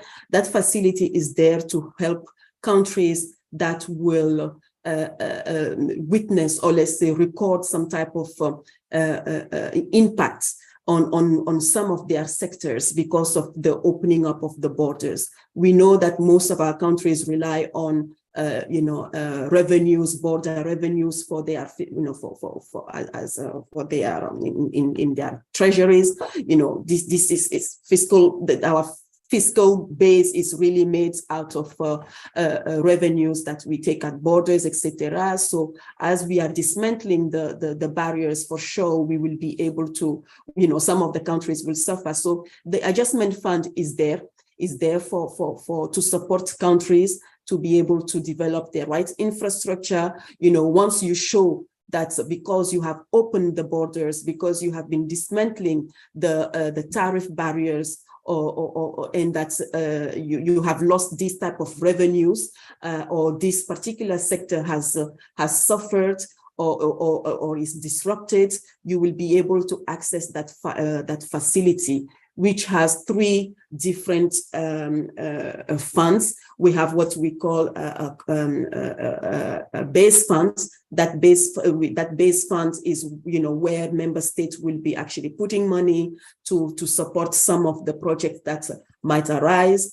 We have what we call the general funds, where that fund will receive monies from development financial institutions, for instance, and that those funds will be loaned to countries, again based on some clear conditions and transparent conditions. That fund can be loaned to different countries to develop their infrastructure or even reinforce their capacity, because those will be concessional loans.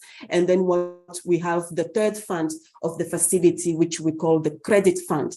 And the credit fund will in that credit fund, the credit fund will receive, I beg your pardon, will receive financing, or let's say funds from private institutions, investors, export credit agencies, and this is really a credit fund that will function to also support businesses and private sector in specific countries. And again, there are guidelines in terms of how the fund operates. There are studies that are ongoing to see how those guidelines are going to be established, what are the criteria for accessing the fund.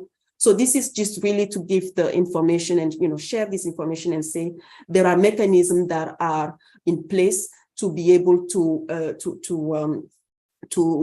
alleviate the discomfort that some of the companies might see. But again, you see, these are the type of issues that also needs to come up in the national AfCFTA strategies, so that internally a country can actually identify its strategy to engage the AfCFTA. So I believe we should not too much focus on those issues, but we should focus on how as a country we position ourselves, what are our competitive advantages. And today you are probably aware that we have AfCFTA is operational in the sense that we have started trading under the AfCFTA. You probably have heard about the Guided Trade Initiative that the Secretariat has launched last year, which has identified, or which allowed countries that are ready to trade under the AfCFTA to come together with their stakeholder, private sector businesses were identified in these countries, and then we match-made them, and we started seeing exports of goods, benefiting from the AfCFTA preferential tariffs. Last year, when we did that initiative, we launched it in October last year. There were 8 countries that actually participated. Those were Ghana, Cameroon, Egypt, Tanzania, Kenya, Mauritius, Rwanda. They all came together. We helped through the mechanism that were put in place to make sure that those countries, on top of the conditions that they have already met in terms of, submitting their tariff offers, etc., that all the new tariffs of the AfCFTA have been properly integrated in the customs systems, and that's basically all the infrastructure is there to start trading under the AfCFTA. You will also understand that today, if we do not see some of our countries trading under the AfCFTA, is because they have not yet domesticated the instrument that needs to be domesticated. One thing is actually to approve to adopt the documents. And another thing is now to domesticate it, take it through the national processes to actually allow the relevant agencies to now have them in their system, so that it can be applied on the ground. So last year, with the 8 countries, we managed to do it, and we saw, coffee from businesses move from Rwanda to Kenya, to Ghana. We saw spare parts, air conditioning spare parts moved from Egypt to Ghana, I believe. We saw ceramic tiles move from Ghana to Cameroon. We saw many products that were trades. Last year, I think it was more than 100 trades that were identified from businesses, and some of them were actually small and medium enterprises, and even the teas that came from, I think, Kenya to Ghana were actually made by smallholder farmers. I mean, the impact was seen clearly.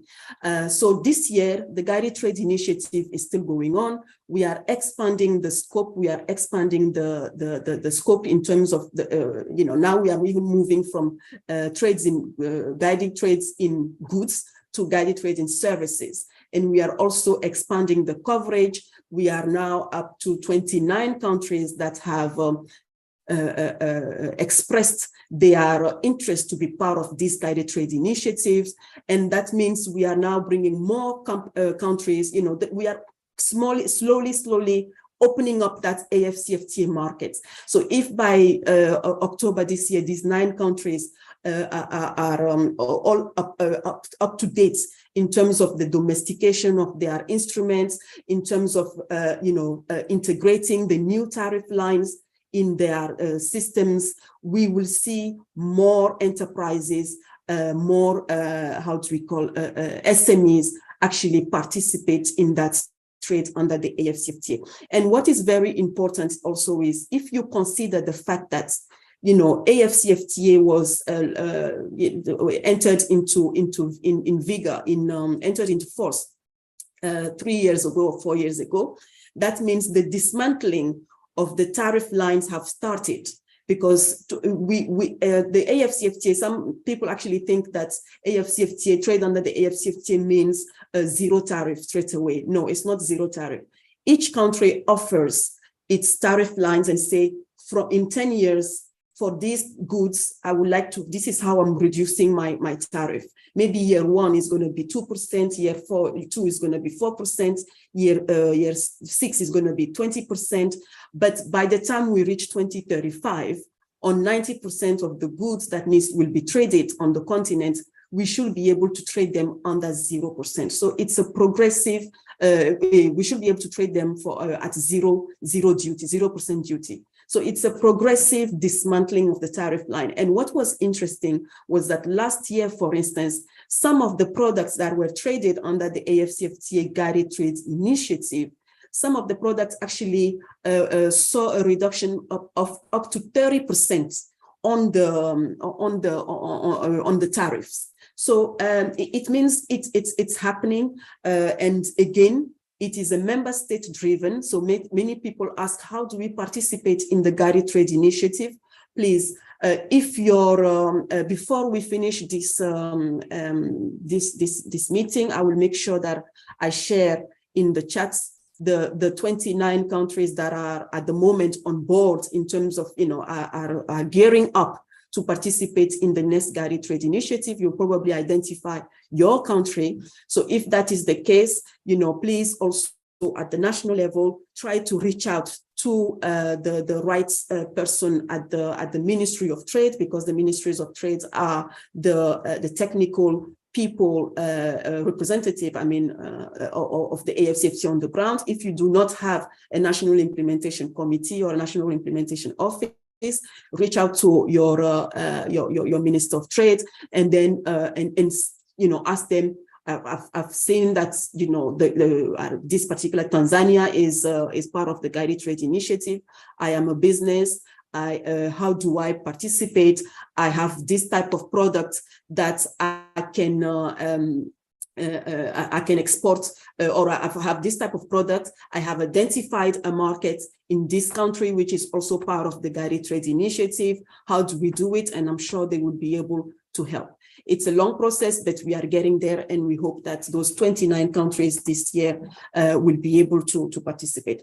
So, and with that, I want to maybe tackle the issue of inclusivity, which is very key.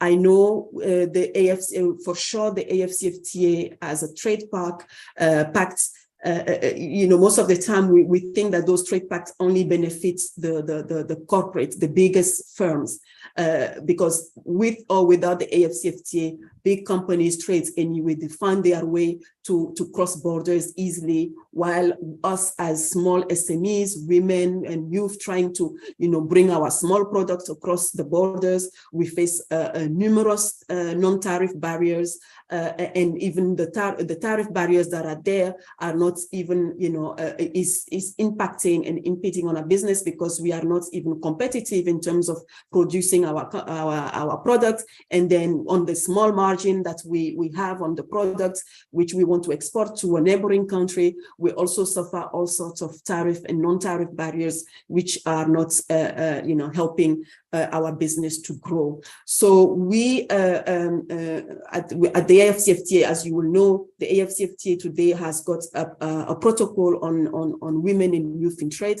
It is the first time that we have a free trade area that is actually going to have this type of protocol that will transform the aspirations that we have in terms of having the women and youth fully participate in the AfCFTA into clear binding obligations. So that protocol has now been stabilized. We have, it's probably going to be submitted at the next summit of heads of state to be approved. And again, that protocol, once adopted by the heads of state, should be implemented by the different countries, because it covers a whole many areas that are affecting women and youth in trade, in terms of access to finance, in terms of capacity building, in terms of mainstreaming these segments of the population in the national discourse, in terms of getting them to participate and involving them in the development of policies at national levels. It covers a wide range of issues and aspects that will allow, if effectively implemented at national level, will allow full participation of youth and women. So we hope that protocol is going to, it's not we hope, definitely that protocol, when adopted, it's going to show, make a change. Maybe quickly, and I know I am taking time because there is a lot to say. Coming back to the regional blocks, yes, there are still challenges everywhere. And in fact, I remember last month, I think it was in July, when we were in Nairobi for the ministerial retreat.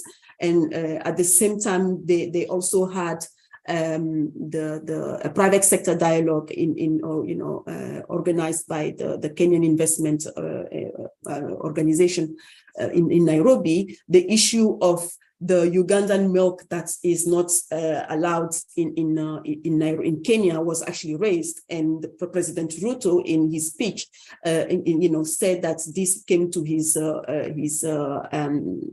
that he was informed of that, and that definitely the measures were going to be taken. I mean, we know that, as I said before, the expectation on the AfCFTA is so high because we want to see this free trade agreement properly established and implemented.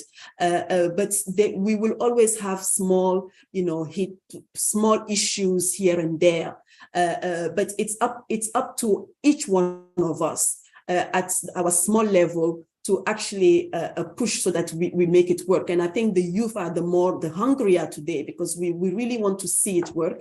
And it will take our efforts of explaining, it will take our lobbying efforts, our advocacy efforts, it will take our how we are organized, structured, even at national level, to push for for these issues to be put on the table, so that we actually make sure that we see more positive actions than those negative actions. But the impact of the AfCFTA, where we see the result, the value add of the AfCFTA compared to the regional economic communities, in my sense, is obviously the fact that you can now trade not just between the REC, but you can now take your product out of one regional economic community to another regional economic community and benefit when you meet the rules of origin of the AfCFTA, benefit from the preferential tariffs.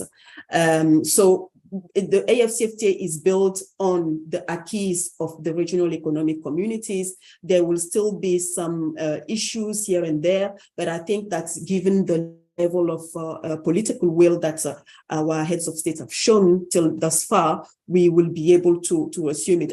But the Guided Trade Initiative is really that initiative that is now bringing everybody together and making sure that all the countries are up to speed on these matters, and that the right infrastructure is in place at national level to allow trade to happen under the AfCFTA. You had issues of AI, yes, definitely. You know, when we talk about AI and the necessity to actually train our, develop the skills, the knowledge of our stakeholders, and when we look at the fact that most of us traders are actually not educated, yes, capacity building is very important. That's why at the level of the Secretariat also, we are, partnering with various entities, and we have the digital protocol that is coming into place. John, you mentioned it. That digital protocol will definitely put the framework in terms of how we want to see the development of that sector evolve on the continent. And when we think of the fact that actually without a protocol, what we have achieved in that space, looking at Kenya, the development of M-Pesa and the development of digital solutions today, today some of the small farmers holders can actually use their smartphone and export their flowers or teas, have access to markets. We've done that without a framework. And today we are coming up with a framework that will actually govern all this area and then allow our countries to actually, harmonize their regulations for even better leapfrogging in that sector. So I think that the digital protocol will definitely address these issues of infrastructure development, capacity building in that technological space. Not everybody knows about the AfCFTA. What is the localization policy strategy? Again, that one, I think I've addressed it when I was talking about the necessity also at the national level to have the right entities that can actually relay the information from the AfCFTA Secretariat. In the meantime, through the mechanism, or let's say the partnerships that we have with institutions such as the ITC, International Trade Center, we will try our best to actually, sensitize, share information at wherever we can, and hopefully, we will all get it right. When we talk about communication as part of our strategy, for instance, of private sector engagement, if you just take the pillar, which is around communication and sensitization, awareness raising, it's a critical pillar. Everybody needs to know about the AfCFTA. Today, this year has actually been adopted as the year of the AfCFTA implementation by the heads of states of the African Union. So there are even programs to huge campaigns that are being developed at the moment to make sure that that information is out there. But then the Secretariat itself cannot do it. We need even at national level also all the governments and different agencies, national entities to also take the relay and make sure that the information goes out there. And even when we talk about sensitization, we are also talking about different tools that needs to be developed to be able that we target and we reach those people, these people that are not necessarily English speaking, but who trade. Or those people in our villages, or our local people that are out there but needs to know about this opportunity of trading under AfCFTA and their rights and their what what this AfCFTA is giving them as advantages. So it's a big task, but we will make sure that through our partnerships, our engagement activities with different stakeholders, we will be able to all achieve this result. Financial inclusion, again, I think I've also addressed it. There is, yes, financial inclusion is important. Today with the PAPS, the Pan-African Payments and Settlement System, which is going to allow us to trade using our local currencies. This is also a tool for deep integration on the continent. The digital protocol also provides for opportunities for that.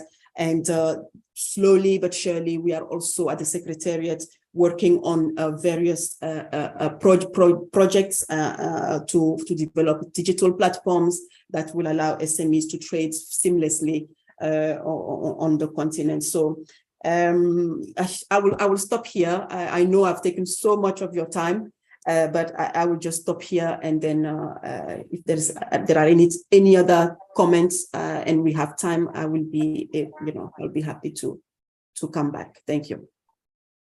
Thank you very much,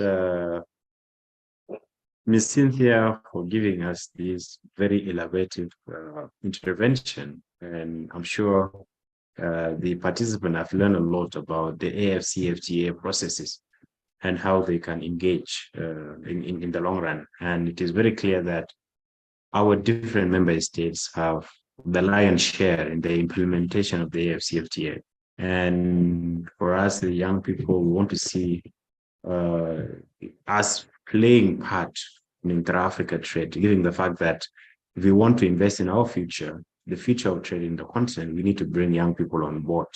And we want to bring them immediately so that they can take the interest of learning about the AfCFTA and its processes, the different type of protocol, and how they are relevant to our current realities in our different countries. So thank you very much for unpacking all these processes.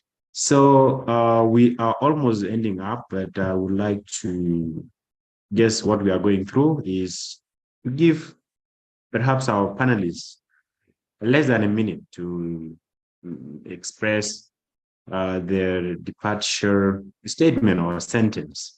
I always say that the conclusion is always short, but after that, we will also hear from our brother Moses to give us also a word of thanks of this event. And later on, we will come back to you, Madam Cynthia, and I would like to give you a challenge of maybe perhaps when you are giving us a concluding remarks as we wind up this session, you look at how best you can filter your remarks to be youth-centric. Youth-centric in a sense that we want to see what are the lowest hanging fruits the young people can benefit from the AfCFTA. How can I start trading? Let's say if I'm into business already, what are the necessary steps that I want to take immediately as an entrepreneur who have products to start thinking of that aspect? And perhaps you may point out on the necessities of different protocols and which one. I know all of them are relevant to trade. Whether you are a young person, you are grown up, trade is trade. You need to have good quality products, but also what are the focus that the young people can give into different AfCFTA protocol so that we can add value into what the young people are doing. We can add value into their aspirations, and perhaps they can have more clarity on how to engage. And you know that in different African countries, there are coordination, implementation units that are established, perhaps maybe along the ministries, relevant ministries in trade and industry. So as you conclude later on, focus into those aspects of how young people can kickstart benefiting from the AfCFTA, if not learning more about the AfCFTA. So let me give opportunity to one of the panelists. I'm not sure if my panelists are here, but if not, I will give opportunity to Moses to give us the word of thanks. while doing so, I encourage all the participants to open up their video, or at least we want to take a group photo while we are having those closing remarks.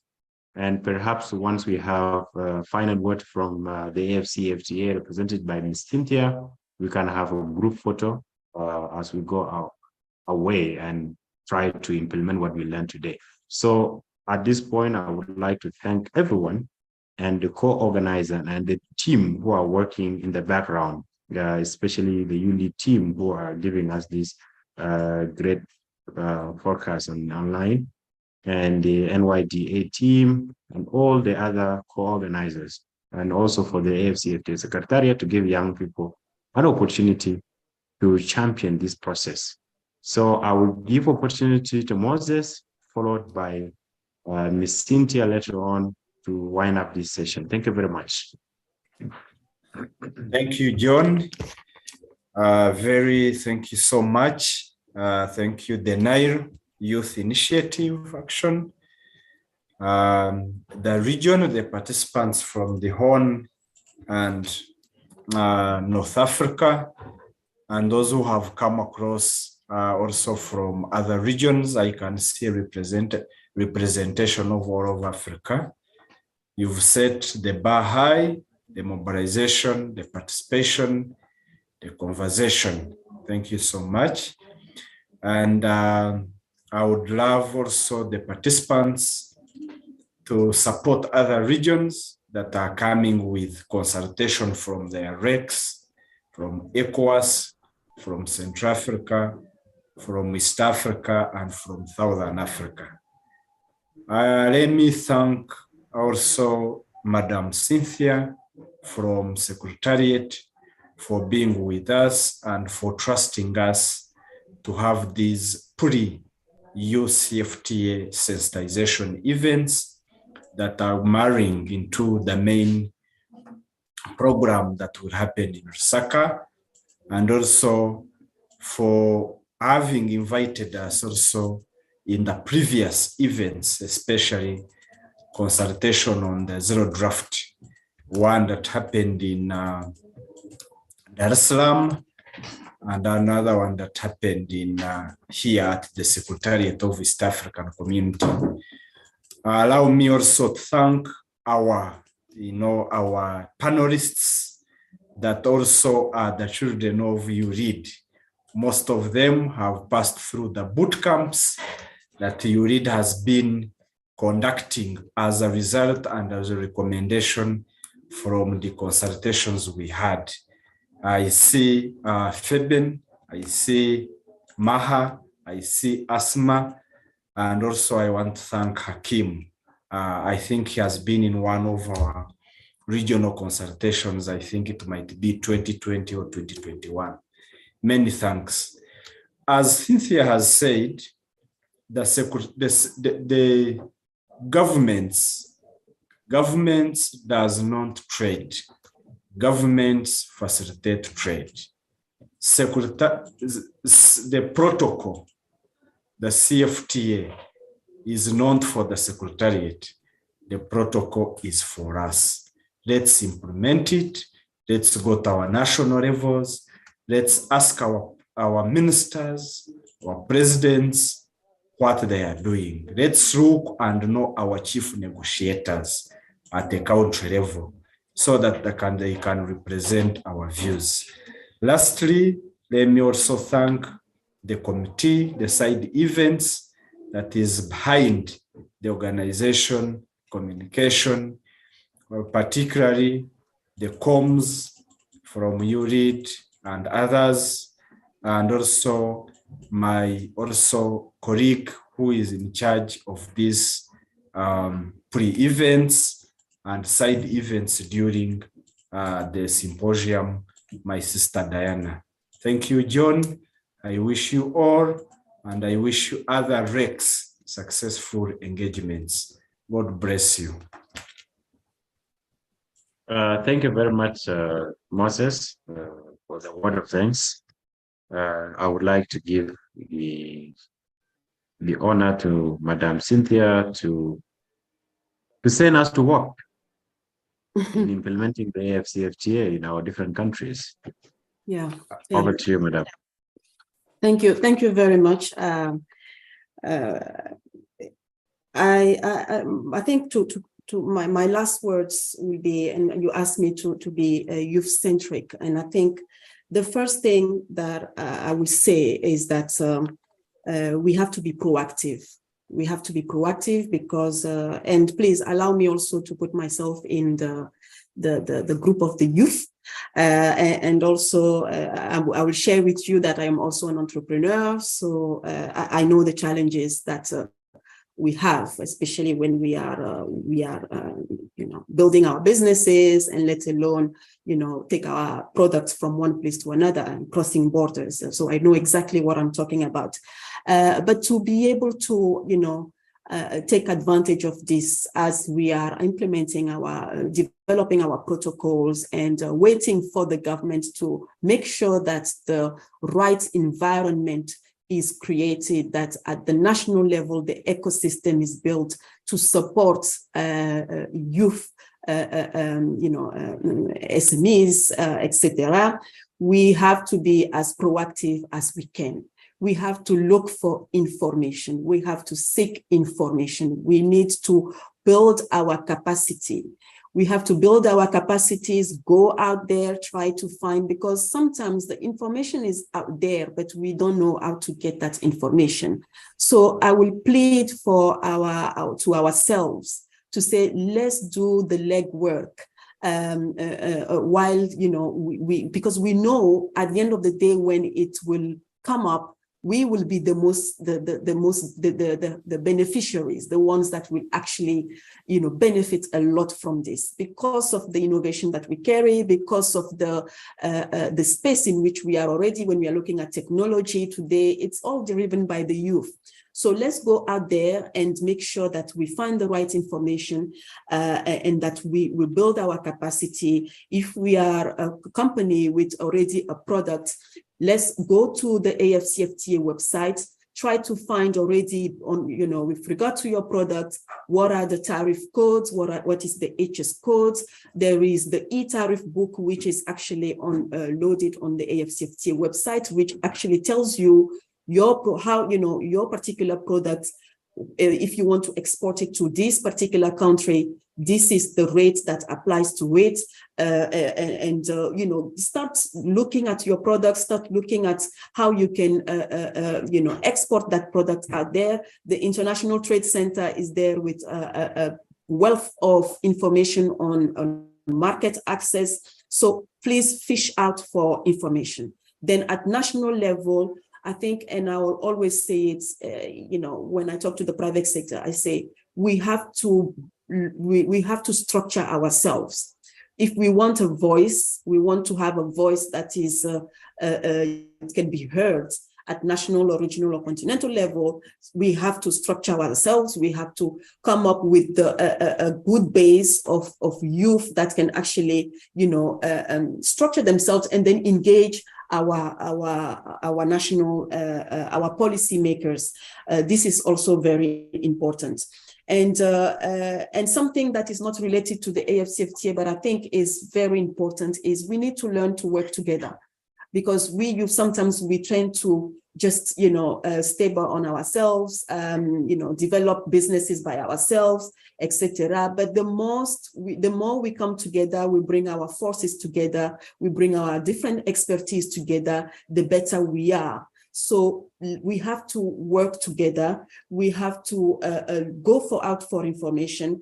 And as the protocols, as I say, and be ready to follow engagements such as these that are out there, which are giving you the platform to have also access to information. So I think for me, these will be my key final points.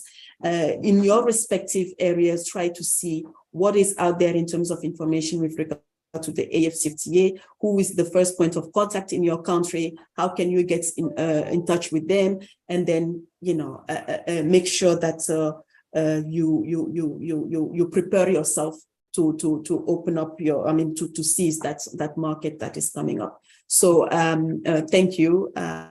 and I hope that I've given some information that are useful today. I am again very happy to have been able to join this conversation. Yeah, thank you. Thank you very much. Thank you very much. Thank you, Sincere. John, if I can maybe ask Madam Sincere one question. You came when the poll had finished. As you sit at the Secretariat, what is that ideal market, African market, that you desire to see?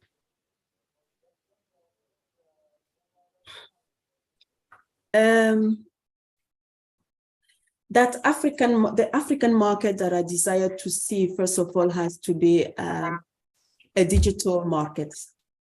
I think that's where we will definitely show the world that we can that we are a force. It has, and we have that opportunity at the moment to, as we are opening up the borders and establishing that market, that we make sure that it is a digital one African market. The African market that I want to see is that market where women and youth participate fully. So that is, that is what I can say. Thank you. Thank John. Thank you very much, Madam Cynthia. It's true that we need digital markets in the continent. And thank you for 2 words: be proactive and let's seek for information. So, comrades, the ball is in our court. Let's go and get it and play the inter-Africa trade. Before we conclude, I would like to request all of you to open your video for us to have a Pan-African group photo. And please, you give us a Pan-African smile for these pictures to be memorable pictures. All right. Our tech team, please, you can take our group photo. As a participant, open the videos, and then we can end up with good music that can send us away from this call. Thank you very much. Asante sana. Yes, Asante sana, John. Asante. Much. Mingi sana. Thank you very much. Asante, Let's keep opening John. our video and give us the Pan-African smile. Guy. I love you. Thank you very much. Hello, everyone. Our comments, you can give us some good music. Thank you for the time. But let's go first show our cameras.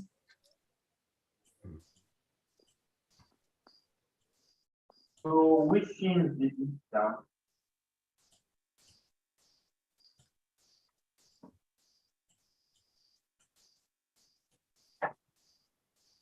Ivan, you can confirm if we are all on the screen. Colleagues. Yes, are you trying to can- ensure as many people can turn on the cameras.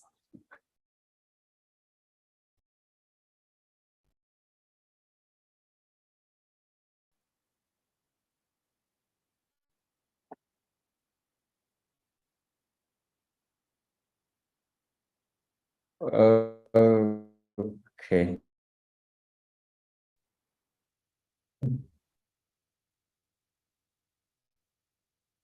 Are not comfortable turning on their cameras or what? Your camera also is not on. Accessibility shortcuts. Keep smiling, keep smiling. The Pan-African smile.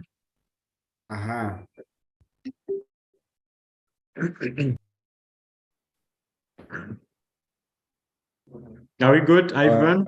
Right. I'm taking pictures. Thank you so much, everybody. To work All right. music, Ivan. Thank you very much. Bye-bye. Thank you. Thank you. Okay, bye-bye. Bye, John. Thank you. Thank Bye, you. everyone. Ciao, bye-bye.